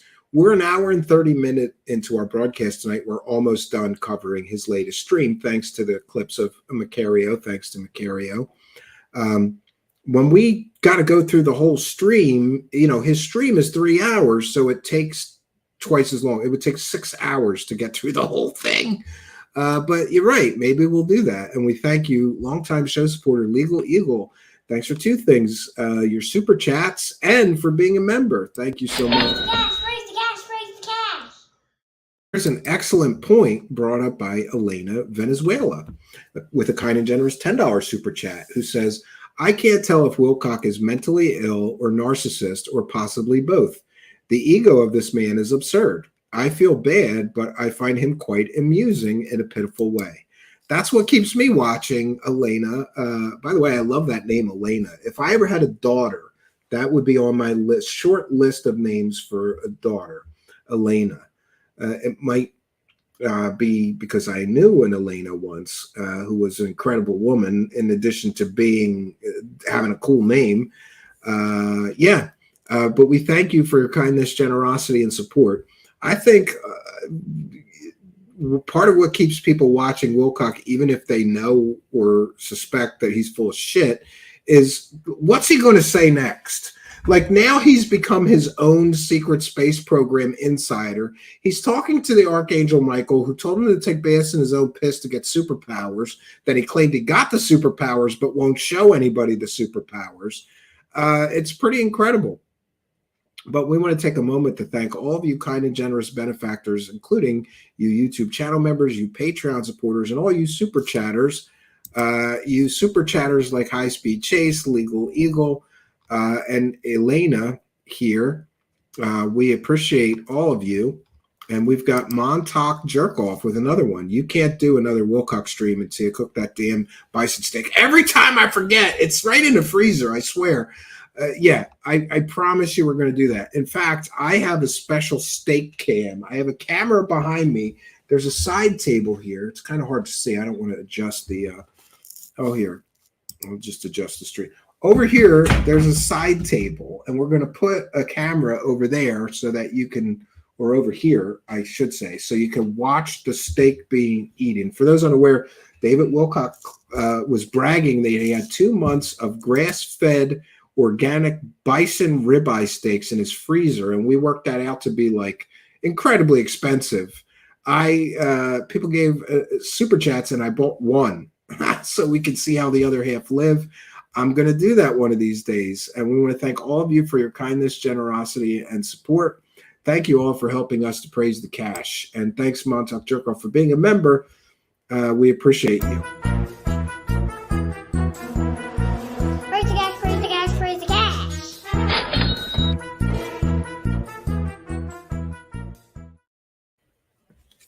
All right. Did we finish this one? No, we didn't. We'll go into this one. If you're in a Oh no, this is the house one. Okay, he's blaming the house for his karmic problems, right? His karmic problems are all due to his house. And let's go to the next one. He's always commenting on his appearance, especially with stuff that most people wouldn't notice. So he must be extremely narcissistic and, I don't know, just egoistic about his appearance. And I can understand that from guys that are like really good looking guys. I don't know, maybe I don't have enough gay in me, but I don't think Wilcock is at all attractive as a man. I guess it depends on what you like as a woman though, right? Some women like nerdy little dudes. I don't know. I'm seeing myself on the thing. I got a bug bite here. This is not a zit, actually. I got bitten by a spider in my bed. Another negative greeting. So there's this weird little lump on the side of my eye. That is a spider bite, folks. It's just more of the typical negative greeting that happens, okay? Oh, the horror. He got a spider bite. He got a spider bite, and he has to comment on it on his live stream somehow. Great. We've got a few more clips to share with you. Okay, and we'll give you some of Macario's breakdown of this post, this one. Wilcock has done this before. He says that he could forgive these people that do certain things. Here he is doing it again. Yeah, he's preaching forgiveness while he's telling everybody he's going to sue his critics. They talk about the death penalty in Tennessee. I wouldn't agree with this necessarily. This is not what Michael would teach us. We do need forgiveness in many cases here. But this is what it says. Starting next week in Tennessee, these convicted folks will be sentenced to the death penalty. No deals. They passed HB 1663, allowing for the death penalty for certain types of crime. The vote was 77-19, and the 19 who voted against it were all, yeah, you can guess. And they show pictures here. So 144,000 views. Now, this is one of the things that Michael has really stressed with me many times. We don't want to get into a torches and pitchforks witch hunt mentality. If people become a hero, they were trapped in this their whole lives. They had no way out. They're forced to do these things. If you become a hero, there should be some type of clemency, and I think this is happening. He's literally talking about child R people who are children. And here he's saying that they're heroes. Did I hear this right? He's calling a child predator, somebody who gets caught for predation on children, a hero, and they were forced to do these things, so we should offer them clemency. All right, Mr. Spiritual Guru. We can't just say that if somebody commits certain types of crimes, they should all be put to death. So that's why, again, if you're in this nefarious organization, I'm your best buddy. Who else is going to say that? Who else is going to get on camera and risk public ridicule and say forgiveness is acceptable in some cases? I am going to say that. I don't believe it's acceptable in the case of child R, child SA. Nope. I don't think clemency is warranted in those cases. I mean, I went through horrible stuff myself. These crimes were done to me, and I'm not saying that everybody should be put down. Yeah, and again, who grifts off of claiming to be an SA survivor? That's more than just a little bit deplorable, if you ask me. But you know, we've seen him grift off of other things, so why not this, right? Let's continue. We'll try to get through the rest of our clips, and then we'll have some time for interaction with the live chat. We want to thank John Lies for a kind and generous $19 Canadian. How long can he keep up this grift? That's like how many licks does it take to get to the center of a Tootsie Roll Pop, John Lies? Who knows? And how much worse can it get? He's grifting off of pretending, in my opinion. I won't even say he's pretending. Let's say he is a survivor of SA or S abuse. He's grifting off of it. He's collecting super chats while he's making these claims. He's collecting super chats while garnering sympathy because his dog is dying. He's collecting super chats while he's telling people that the Archangel Michael told him to take baths in his own piss to get superpowers. I mean, how much more like slimy can this get? I don't know, John Lies, but thank you for two things: being a member and for throwing a little appreciation in our hat. We certainly appreciate you. Thanks for appreciating us. We're a viewer-supported show. Thanks for being a member as well. Raise the cash, raise the cash, raise the cash. All right. Yeah. Let's continue with our clips. Not many more to go. So they're really leading us towards these things. Chrissy Teigen has a weird feeling. This is the next one, June 17th. It's very disturbing stuff. Very disturbing. She is the latest celebrity who fears that DT will be coming after her. She expressed concerns about the possibility of Why does David Wilcock not have the ability to say Donald Trump? Coming after her in unspecified ways. Says she just has a quote-unquote weird feeling. She's known for deleting thousands of very quirky tweets. She should definitely be worried. Some of the things she has said included, really want to watch... I can't even say any of this stuff. He's enjoying this way too much. Really want to watch kids. Seeing little girls do splits. I want to put myself in jail. Skinny drinks. Okay, I can't even say that. I'm about to. Okay. Her pizza parties are coming to an end. I don't think she's going to be traveling to Tennessee anytime soon. No, probably not. Who laughs about tweets that people have deleted that are very obviously about the sexual abuse of children? I mean, this is supposed to be a spiritual guru who's in contact with angels, and he's laughing about tweets that somebody had to delete that were referencing sex with underage victims. And look at him beaming, smiling from ear to ear. He thinks this is so funny. This is your spiritual guru. This is your spiritual guru. Awesome.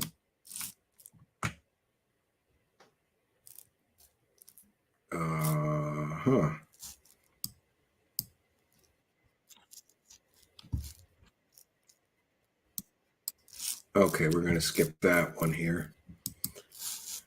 And here again, David Wilcock is pushing this idea that there's an emergency broadcast system and the whole internet and all television and cable TV will all go down. He did this years ago and it didn't happen. Now he's back to it again. EMS. This is called kicking the can. This is what fake psychics do. They make predictions, and then when they don't happen, they hope everybody forgets, and then they make the predictions again. Will be initiated in an effort to provide a direct message to all citizens, avoiding the fake news. Wow. And that could be a video message. You get this big beep, and then it starts telling you stuff that's going to be very scary. Because again, these are going to be very disturbing things we're going to learn about the practices of this group, what they were really doing, the crimes they committed. This is all stuff he's claimed years ago. I mean, you should fully expect to cry when these messages come out. You are going to have a total breakdown. That's part of the initiation. Don't expect you're just going to kind of smile through, oh, I knew all that. No. No matter who you are, no matter how much you think you know, you're going to learn things that are going to disturb the crap out of you. And this is David Wilcock's years-old prediction that there will be mass arrests and that the internet will go down and the government will be playing this video on loop, letting you know about the mass arrests taking place around the globe. He's made these predictions for years. It's never happened. He's even claimed that the mass arrests did happen and there was all these ships heading down to Guantanamo Bay with all these prisoners. Of course, that was all fake. Now he's claiming it again. Where you're going to want to lie in bed, suck your thumb in a fetal position. I am not kidding. It's that bad. So get ready and just try as much as you can to soften the impact and especially be there for other people. There might not be phone communication, but the people around you may really be shocked when they learn these people who they loved. Oh, and Tarotina says, Mama, generosity and gratitude always gets back to you double. Thank you, Tarotina. Tarotina, again, that's the woman who falsely copyright claimed our channel here. But we fought that with an appeal and won. And again, I asked the question, is David Wilcock sending his unhinged followers to file false copyright claims to affect my channel and my income here? Because certainly a copyright claim can do that, especially if it's successful. It affects many things on a channel. But I don't know that he did, but he keeps referencing this Tarotina woman. And she is the woman that falsely copyright claimed our channel and also threatened me in our live chat. I still have the screenshots of her threatening me and our channel in the live chat. And I would just tell David Wilcock, you can't send your followers to copyright strike, claim, or threaten a YouTube channel critical of you. It's against YouTube terms of service. It's called crowd striking. So if you are encouraging your users to do that, either publicly or privately in emails or text communications, by the way, those things can be subpoenaable, David Wilcock, I would strongly advise you against that. Talk about torturous interference. You're not allowed to interfere with somebody that way. But what do I know? So again, it's going to be emotionally upsetting. It's an initiation. Initiations are rough. They involve pain and torture and trauma in some cases. It'll be the torture of the initiation of the mind, where you're really going to learn how bad this really was and how ugly it was. Oh, so it's again, terrible. I encourage you to just try to get prepared, that there might suddenly be this thing where you don't want to leave the house and you can't go online. Maybe you don't have power. Oh, 3 days of That's not gonna happen darkness. too often, but definitely a communication breakdown. You won't be able to call anybody. You won't be getting online. This is the 3 days of darkness that he's predicted for years. It's never happened, even though he claimed it already did happen and he couldn't prove it. And that was all bullshit. And I won't be doing another show. Could be this week. I don't even know. So just get ready, have your food on hand, and be ready to comfort people around you. Yeah. Because they're going to be shaking and crying with grief. I'm not kidding. It's going to be that bad. You're going to learn things that are so sickening. Some of these videos they're going to show, it's just going to be very intense. So very intense. He loves that phrase. And if you've been following Wilcock at all, there's always big, huge, world-changing events coming that he predicts, but then they never come. Which to me is funny, considering the guy claims to be a psychic. How come all this world-changing events that he constantly predicts never happen? And what does he just keep recycling them in the hopes that they'll happen someday? And who sits around hoping that there'll be mass arrests because of things like child abuse, right? And of course, he's claiming that he's making more ridiculous claims because the Ezra account was suspended. So this was very bizarre. I mean, I posted this thing about saying that we're about to get money and it could happen, this week. It's probably it hasn't happened yet. Probably this coming week. There's some stuff they got to do. The funding's on its way. Entities that have to talk to each other. Funded any day the person now. Providing collaterals flown out to LA to close the deal. Hopefully we don't reach too many snags. It may not happen this week. It may take until next week, but 2 weeks at the very most, and hopefully it'll be done this week. I will let you guys know once it happens. It's not a Tuesday, Friday game. Somebody was joking about me with that on Twitter. No, this is definitely real. It's going to happen.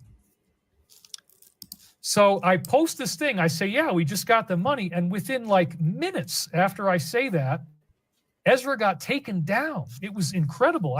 He got suspended temporarily. And, David Wilcock loves to claim that coincidences are some kind of divine provenance and proof of his psychic abilities.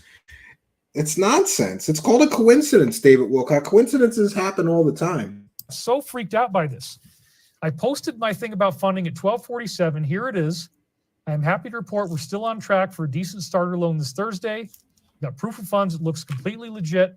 None of this would have happened without your support. Bring on the free energy and hover cars. Woohoo. 13,000 views. I got lead tied around me. I never get a whole lot more than that. That's okay. I used to have a lot more, but I've all been censored away. Yeah, he's not censored or shadow banned. He's just losing the stupid followers that have already paid him for predictions like, mass arrests and 3 days of darkness that never happened several times. So they get tired of him and they stop following him. He's not shadow banned. So again, look at the time, 12:47 p.m. And then right after I posted it, I start reading responses and I find out that Ezra had been taken down. I mean, it was incredible. And about an hour later, it came back up. But for that hour, I had no idea if it was ever going to come back up. I didn't even know if we'd have any more slides to do this week or whether the whole thing was coming to an end. It really freaked me out because of the proximity of when I said I got funded. They did get attacked. This is very, very real. The war is real, folks. The war is not real. There is no war, David Wilcock.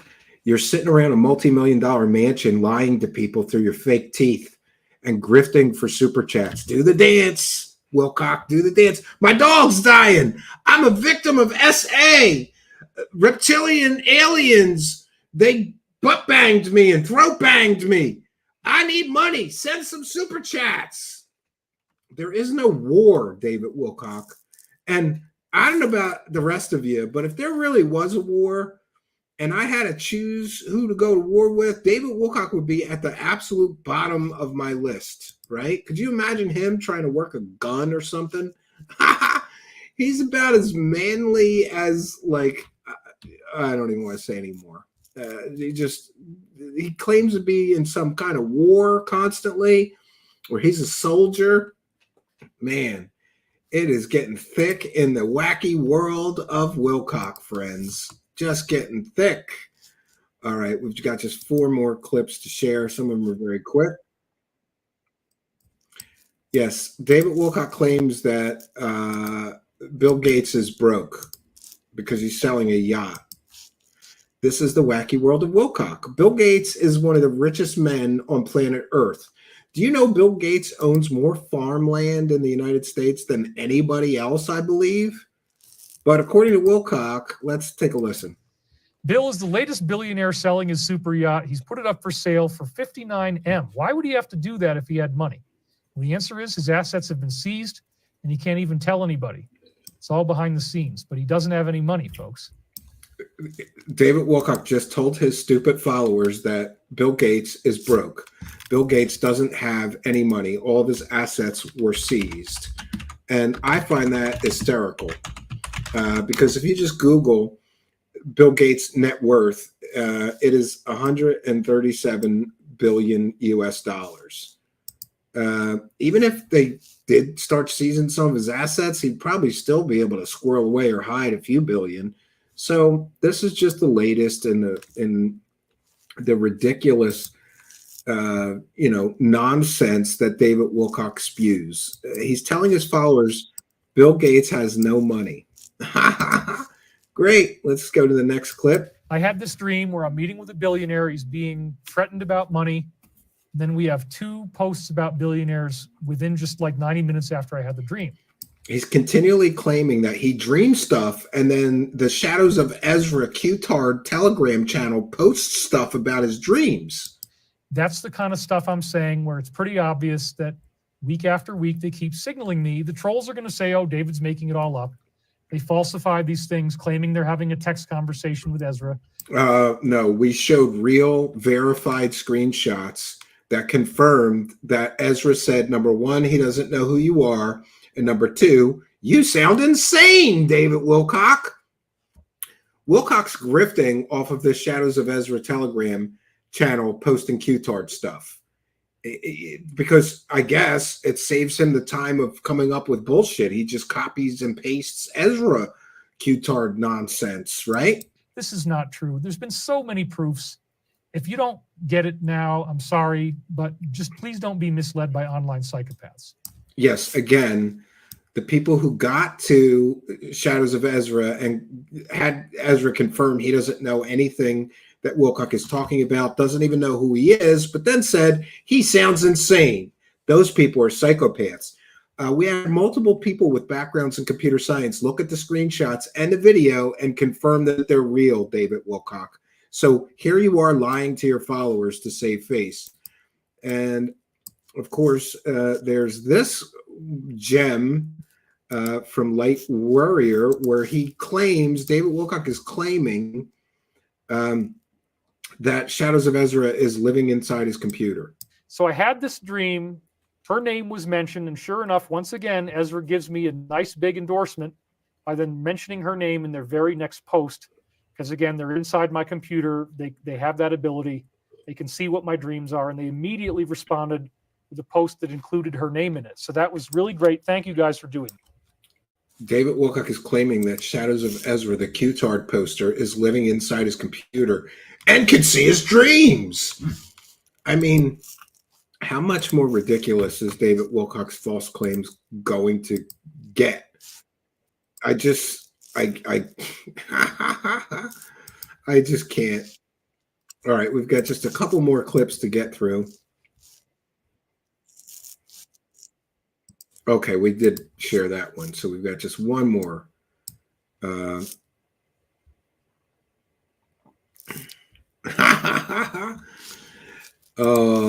just going to share this. This is a tweet from Mr. Wilcock. I'm not allowed to see his tweets, by the way. Wow, if you go and read the latest posts from the entity I discuss weekly, he means Shadows of Ezra, this week may very well deliver. Summing all of the data, big things could drop after the next 24 to 48 hours. That was today, the 24th of June. So if big things don't happen in the next 24 to 48 hours, then we know that David Wilcock is full of shit yet again. And remember, in order to fail the test of a prophet, all that requires is that you are wrong once. David Wilcock has been wrong many, many times. And we will continue to highlight that for you. So we'll check in with the live chat and take some comments and questions. And then I've got a wrap up concerning false prophets. And that is exactly what I believe. Bob Birkin says he's talking about you now, Stephen. Well, he did mention a Stephen he was going to sue, but said they were from Canada, which I don't understand. Arlene Atkins says, I thought my computer was seeing my dreams. I just might shoot the computer. Just saying. Yeah. Above the Cloud says, damn. Yeah. So let's get to our wrap up here, which concerns false prophets. Why is that like that? That is wacky. Let me see if I can't fix this. All right. So some of you know that I was raised Catholic. I still consider myself a Christian and somewhat of a Bible scholar. I spent 12 years studying both the Old and New Testament under the guidance and tutelage of nuns and brothers and sisters and priests. 12 years of scripture study. And this is largely what I base my personal belief that David Wilcock is a false prophet. And if he is in communication with actual otherworldly entities, I believe that those entities are demonic in nature and not angelic in nature. And there are various biblical proofs that demons can masquerade as angels of light.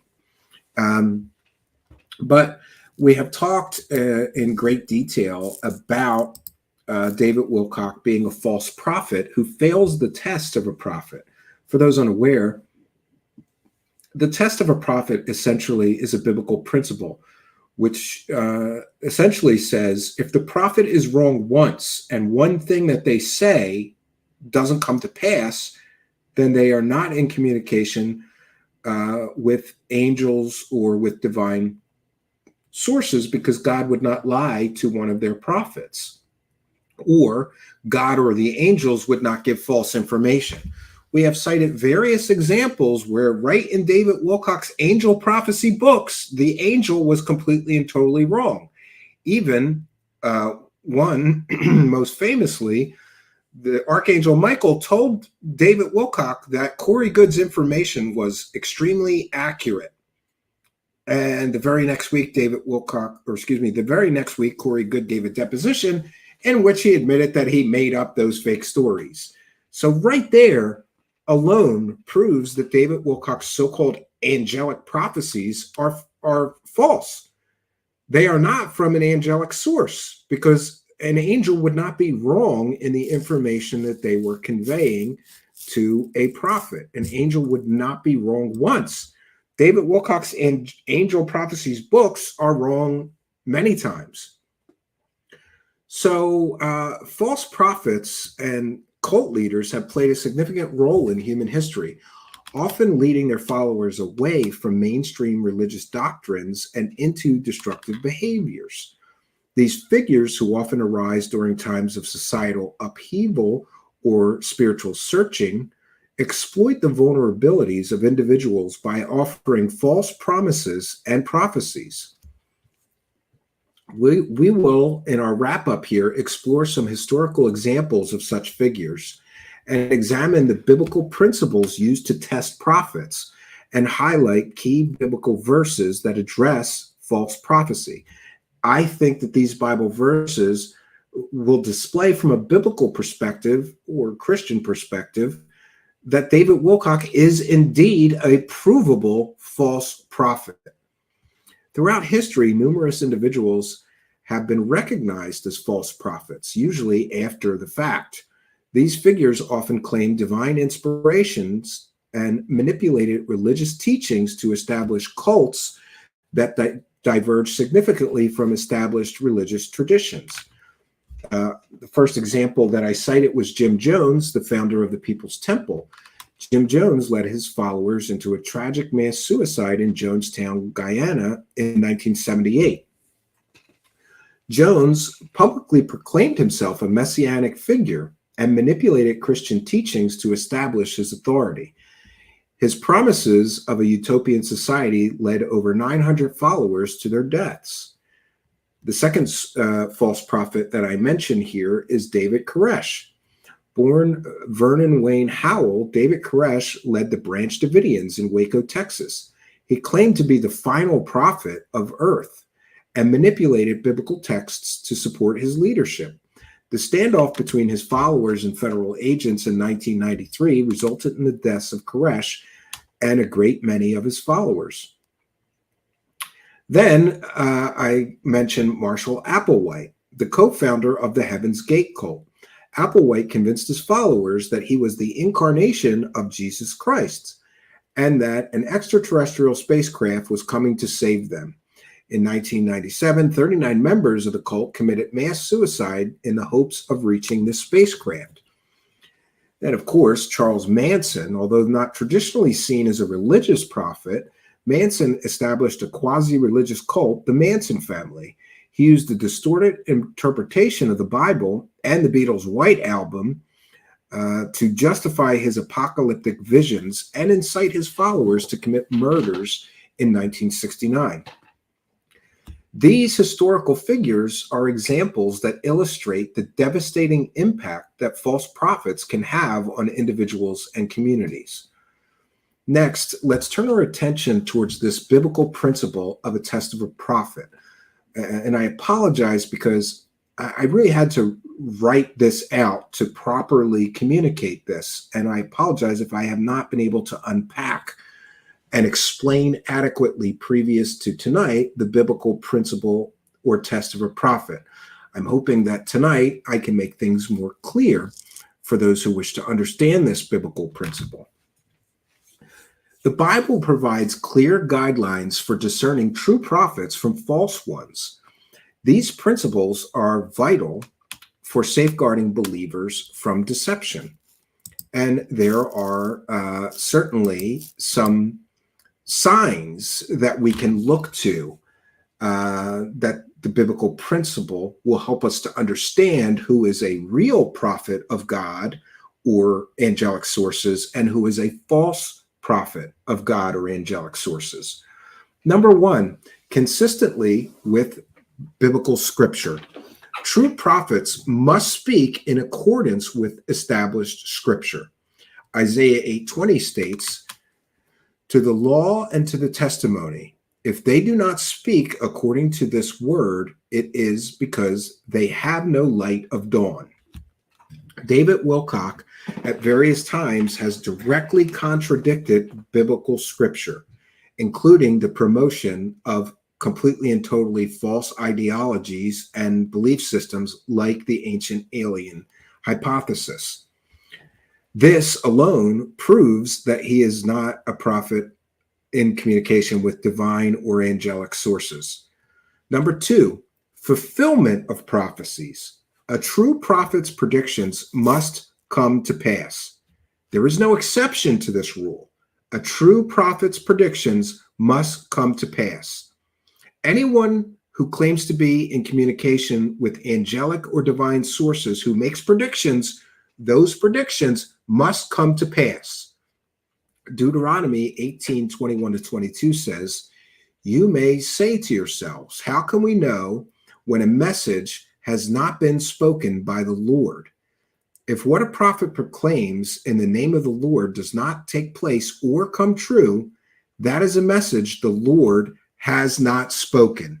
In other words, if every single thing that David Wilcock claims this angel said does not come to pass, every single thing, this is not a message that the Lord has spoken. The Lord would not speak a false prophetic message through one of his angels to a member of the human race.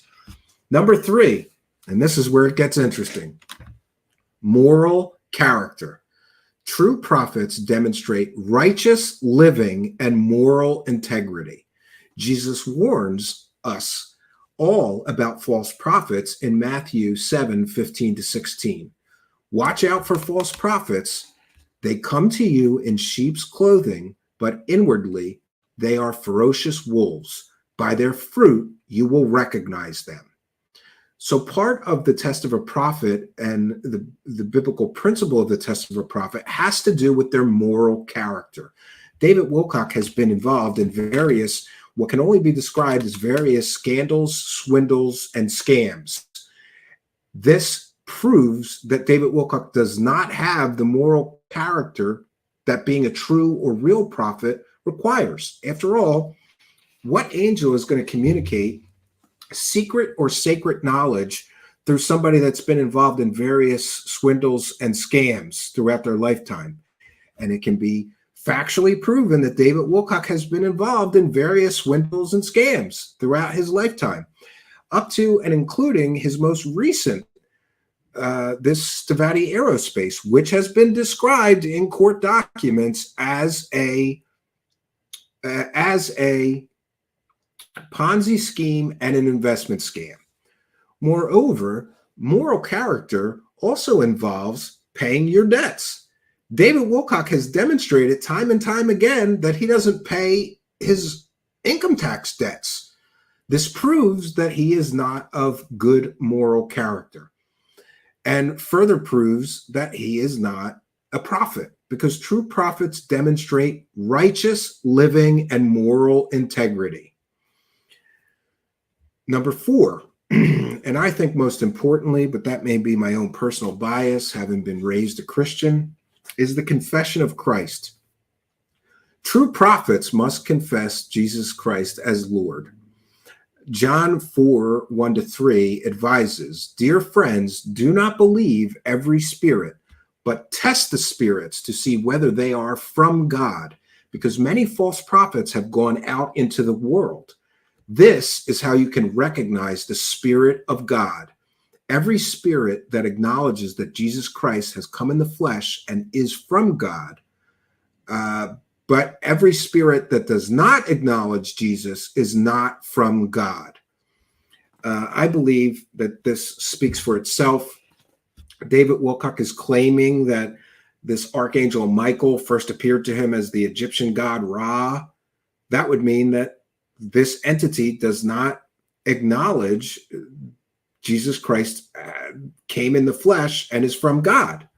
After all, he's claiming to be a god, the Egyptian god Ra. More proof that David Wilcock is a complete and total false prophet. And then, of course, I've collected some biblical verses that describe false prophets, because the Bible contains numerous warnings about false prophets and their deceptive practices. These verses highlight the characteristics and consequences of false prophecy. Jeremiah 14:14 states, "Then the Lord said to me, the prophets are prophesying lies in my name. I did not send them or appoint them or speak to them. They are prophesying to you false visions, divinations, idolatries, and the delusions of their own minds." Next, we have Matthew 24:24, which states, "For false messiahs and false prophets will appear and perform great signs and wonders to deceive, if possible, even the elect." David Wilcock hasn't performed great signs and wonders, but he pretends to. He pretends that he is predicting the future constantly. He never has accurately, but he pretends to. And I believe this Bible verse says a lot about that. David Wilcock can't even perform the great signs and wonders to deceive people. He does a terrible job of pretending to. Then, of course, there is Peter 2:1. "But there were also false prophets among the people, just as there will be false teachers among you. They will secretly introduce destructive heresies." And I believe any Christian minister, priest, Jewish rabbi, or Muslim imam would say that the law of one material is a heresy. But let me read this in full. "But there were also false prophets among the people, just as there will be false teachers among you. They will secretly introduce destructive heresies, even denying the sovereign Lord who bought them, bringing swift destruction upon themselves." And then, of course, there is Revelation 19:20. "But the beast was captured, and with it the false prophet who had performed the signs on its behalf. With these signs he had deluded those who had received the mark of the beast and worshipped its image. The two of them were thrown alive into the fiery lake of burning sulfur." So we see that there is a karmic cost for being a false prophet. You cannot mislead God's followers as a false prophet into false ideologies, pseudoscience, fake theologies like ancient aliens theories. You can't actively deceive people for years with completely and totally fake information from completely and totally fake government insiders without a karmic consequence. I believe all of this financial trouble and all these lawsuits that David Wilcock is experiencing may be his karmic debt is due. I gotta believe that you can't just get away with scamming people and selling people fake information for decades without paying some karmic consequence. So this is where we're at, and this is where we find ourselves. Patty Wilhelm says, New Age is full of angels. That attracts followers. Yeah. Yeah. In fact, Patty, when I was a child, I worked for a psychic I've told this story many times. I'll give the quick version.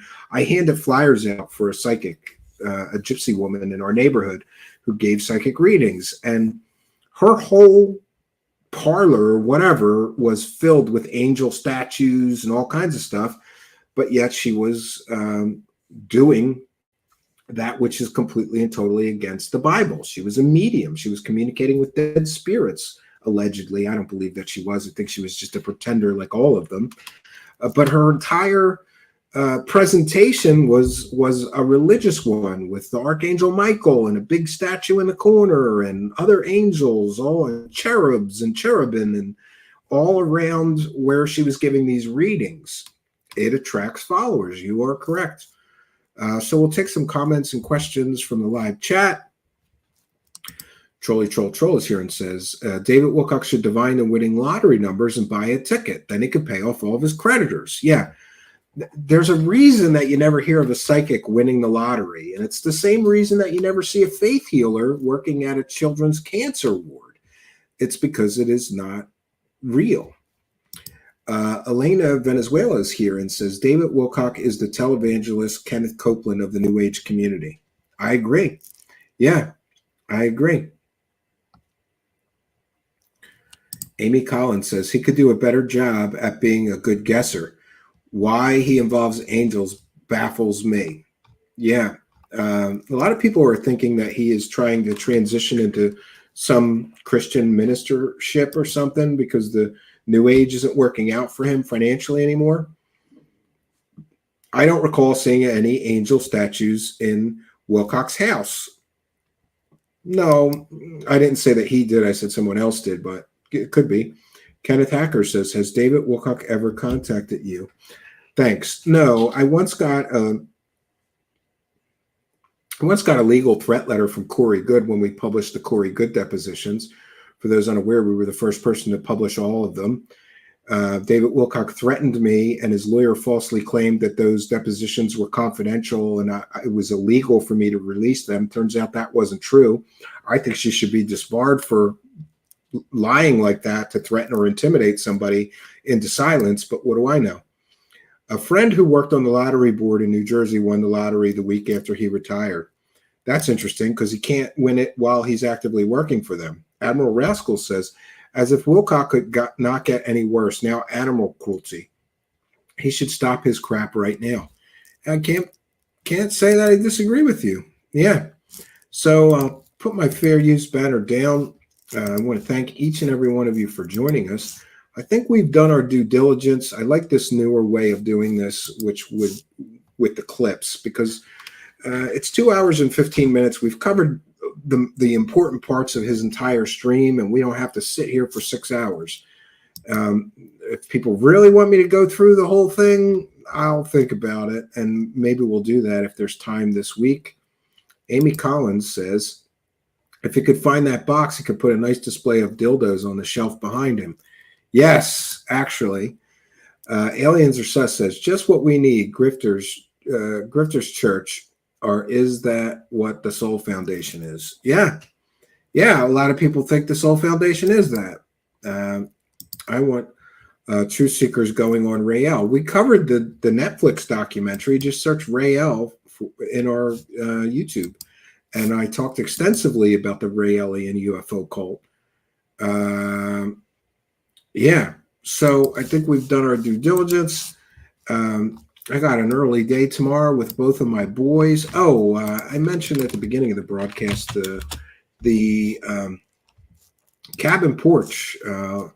So I'll see if I can't find that and show a couple of pictures. I didn't take too many pictures because I want to wait until I'm done with the and pardon the mess. I have cleaned this mess up. It's been a construction zone mess there for months.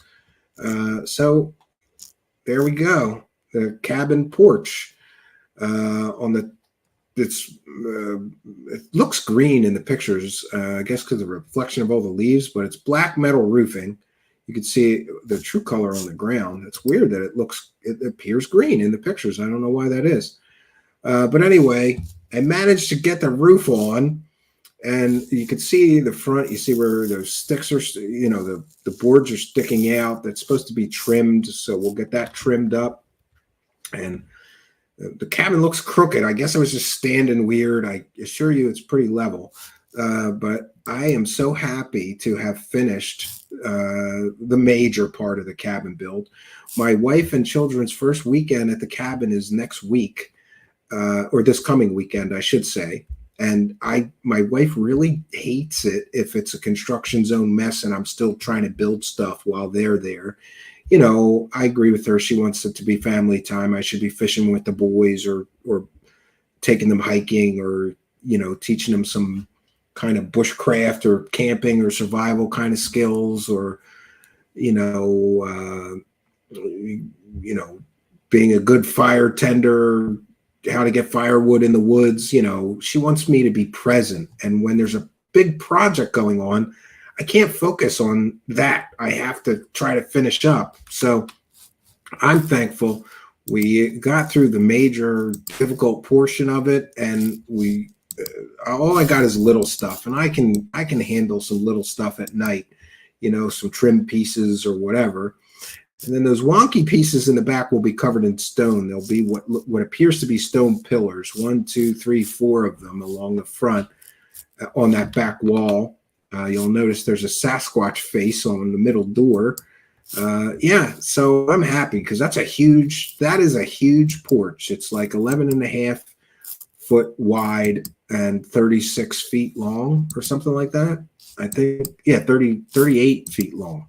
11.5 by 38 so it goes across the whole front of the cabin. And it's so funny because I had said, like the week before I just did this weekend, I said, I can't wait to sit on this porch and watch a beautiful thunder and lightning storm roll through the mountains where we're at here. We're at the highest elevation in Pennsylvania. So it's so high up on the mountain. And I'm not kidding you. Maybe a half hour, 20 minutes or a half hour after I was just finished putting all the metal roofing up, screwing it all in and cleaning up, a huge thunderstorm rolled through, and me and my neighbor Matt sat on the new porch and laughed watching the thunderstorm. It was a sight to see, and I'm looking forward to doing that much, much more. So whatever it is that is your passion, I don't know why, but God put in my heart a dream to build this cabin. I've been building it for years. It's a slow, steady process. I have one more major part to that cabin to build, and that's some bedrooms because my kids are getting too big. We have a pull-out couch in the sunroom. We have a pull-out couch in the kitchen and dining room area. We have a pull-out couch in the living room. But I think my wife would like the boys and her especially to have a more proper bedroom, and then we can just use those pull-out couches when we have company or guests. The cabin has become a gathering place for family, and well, it should be. It's always some fun. Yes, Sandra McDonald on the list of things to do. I'm looking on Facebook Marketplace actually because I looked on Amazon, but I didn't like the prices of new chairs. I was like, wow. And new things, they're not built well. Like if you want a good old wood rocking chair, you got to buy it used and maybe stain it and varnish it yourself. Sandra McDonald says, get yourself some rocking porch chairs. We definitely will do that. Al Garay says, what do you know? Turns out you're a better prophet than David Wilcock. Yeah, I predicted the first thunderstorm would. And another funny thing is I was finishing that cabin front wall and I was praying for months, like, please God, just let me finish this front wall before the snow came. And 5 minutes after I finished that front wall, the snow came. There's a video on my Facebook of that. Very cool. True Seekers is tall. I think he is 6'8". No, I'm 6'3". Really, I think I'm shrinking as I get older. More like 6'2". I swear I was 6'4" in my younger days. Don't forget the man trap perimeter or just the landmines. Yes, we have a proper apocalypse cabin. Aliens are sus as Sasquatch makes good builders, so I've heard. Yeah. So I can't tell you how thankful I am that I got the major part of that done, though, because I don't want my wife pissed off at me that I can't go to the lake all day with her and the boys because I got to do that, or, we're just going to focus on the family time. And we're having a cookout this weekend. It's going to be a really fun first weekend at the cabin. The pool is not open yet. We have a community there, and there's a community pool. It's not open till the following weekend, but we'll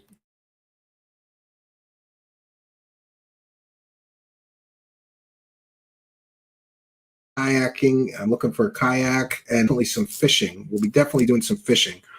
My son has pretty much decided that every year we're going to have a fishing competition in our family, and whoever catches the most fish every year gets a trophy. I found some on Amazon. I think this is a great idea.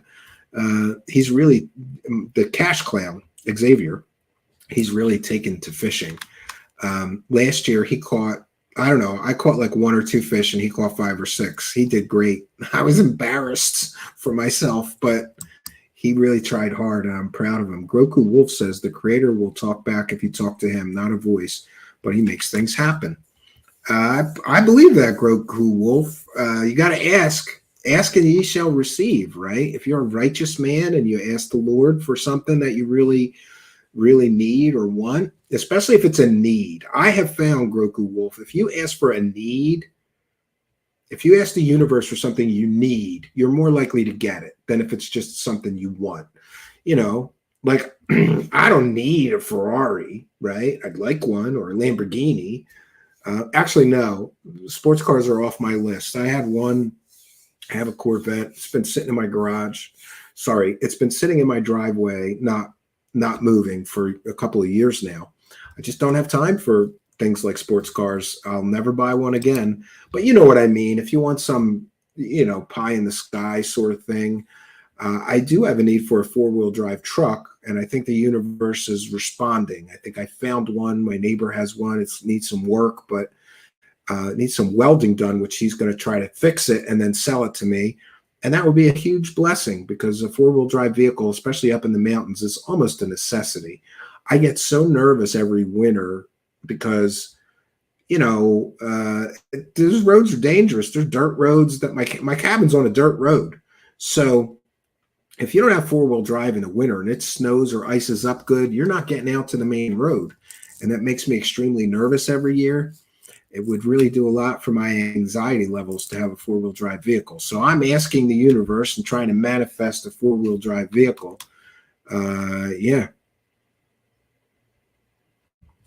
Oh, Roman K says, get an old Cherokee. I have one, and it's great. That's on my list. Jeep Cherokee or a pickup. I'd like a Jeep Cherokee or a pickup truck. That's 4-wheel drive. My neighbor has a pickup truck that's 4-wheel drive. You know what you might need? A bison steak. Definitely. Mount Davis. No, it's the Pocono Mountains, James Pepper. You know the Poconos, right? A truck, a banjo, and a 3-legged dog. Archaic Revival. Often the bacon slides up the hook when you can reuse bait. Okay. Martin R says no as a wife. I don't know what that's pertaining to.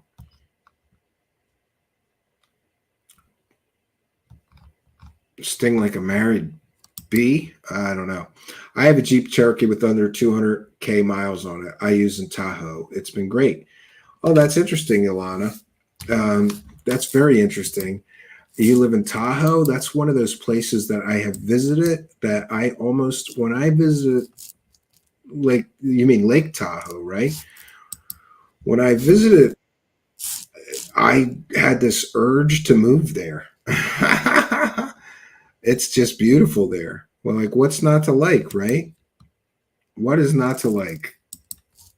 I don't know. I think it's beautiful there. So, lucky you. If you live in a beautiful place like that, in the Pocono Mountains where my cabin is, there's a lot of nice waterfalls um, and trails with waterfalls. It's really beautiful. But Lake Tahoe and some places in Colorado with those mountains blow it away. But I'm thankful for whatever natural beauty we are around. Yeah, James Pepper says, I love the Poconos. We used to drive up there and spend a lot of time there when I was growing up. Well, you're always welcome, James Pepper. I got that camping trailer next to the cabin. It's got its own little kitchen and bathroom. It's just big enough for 2 people, 2 beds in it. So if you ever want to relive your glory days, you're most welcome. I've always wanted an amphibious 6-wheeled ATV. Do a bit of fishing off of it. Funny you mention that because I'm building an electric 6-wheeled vehicle, Pathfinder. I hope to share some pictures of that in the coming weeks. It's really been a fun project. We basically ripped apart a bunch of kids' ride-on toys and stripped the motors and the tires and built a frame, and pretty interesting. Arlene says, I live in the Smokies. It's so pretty here. Oh, the Smoky Mountains are beautiful as well. Yeah. Well, friends, we've done our due diligence. I'm going to be back tomorrow night at 9 p.m. Eastern Standard Time. I want to thank each and every one of you kind and generous benefactors, you Patreon supporters, you YouTube channel members, you super chatters, super thanks people, super sticker people, and you PayPal pledgers. Let me see. If PayPal does not let me in, I will have to read them tomorrow night. I forgot that I don't have my phone, and sometimes they ask for the phone before they let you in the account. Oh, no, I got in. Okay, we'll check if there's PayPal. Yeah, we want to take a moment to thank MB for kind and generous $2 PayPal. We want to thank Maria for kind and generous $100 PayPal. Wow, very, very kind and generous of you guys. Thank you, PayPal pledgers. Listen, especially if you want to send me like $100, please send it through PayPal because they only take a couple percent, and YouTube takes 30%. Like the VIC here is is high, right? But we thank you all for your kindness, generosity, and support, and helping us too. Raise the cash, raise the cash, raise the cash. For those unaware, we're a viewer-supported show. So even if you're watching a replay, just hit that thanks button, throw a couple bucks in our hat, try to keep us honest. I don't want to have to start grifting. Look, man, I'm going to start talking to the angel Gabriel, okay? And writing some shitty books that I'm going to say come from the angel Gabriel. I'm going to have to start grifting. And I want to stay honest. So we appreciate you people throwing a couple of bucks. You can always send a PayPal donation at TrueSeeker Show. TrueSeekerShow@gmail.com. You can always send a PayPal pledge there. You can send a super thanks anytime you want. You can join our Patreon or click that join button and become a YouTube channel member for $5. Patreon's $1. YouTube channel members $5. You get the same benefits, but on the YouTube channel member side, you get some extra YouTube goodies, like a channel member badge, letting everybody know you're a supporter of the show. So we appreciate each and every one of you who support the show, especially given that we're a viewer-supported show. We want to thank each and every one of you for joining us. I'll be back tomorrow night, 9 p.m. Eastern Standard Time. I hope you'll be here with me. So that's all I got for you, friends. Until next time, my name is Stephen Cambion. Good night, and God bless all of you, especially you, Mr. Wilcock. I pray for David Wilcock every day that he'll stop lying to people for money every day of his life and do something more meaningful, more important with his God-given skills. You know, all of us have been given skills by our divine creator, gifts, you might call them. Even David Wilcock has been given gifts.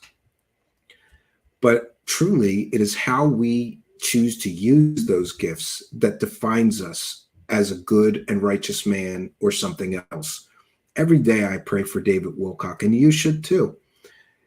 imagine the hellish existence of waking up every day, looking at yourself in the mirror and realizing that you have to lie to people today to survive.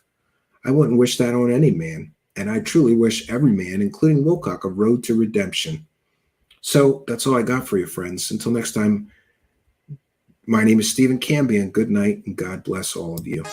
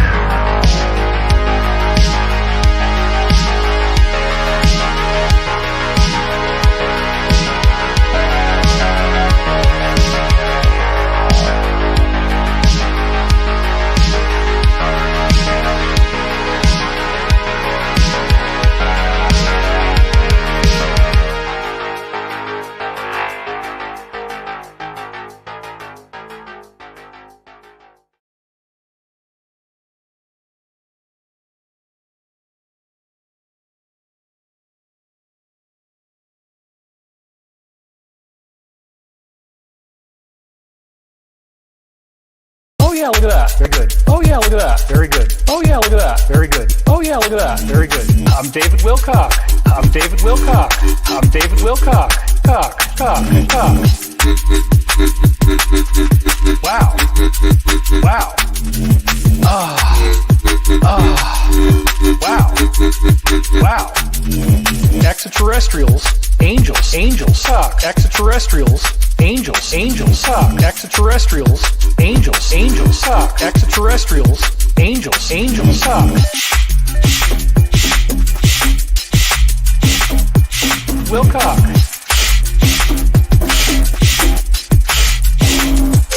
Wilcock.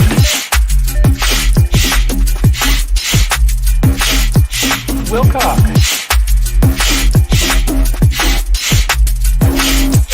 Wilcock.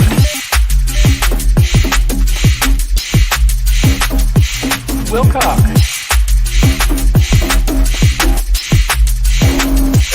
Wilcock. It's here, it's here, it's here, it's here, it's here, it's here. Cock. It's here, it's here, it's here, it's here, it's here, it's here, it's here. Cock. It's here, it's here, it's here, it's here, it's here, it's here, it's here. Cock. It's here, it's here, it's here, it's here, it's here, it's here, it's here. Cock. It's here. Extraterrestrials, angels, angels, suck. Extraterrestrials, angels, angels, suck. Extraterrestrials, angels, angels, suck. Extraterrestrials, angels, angels, suck.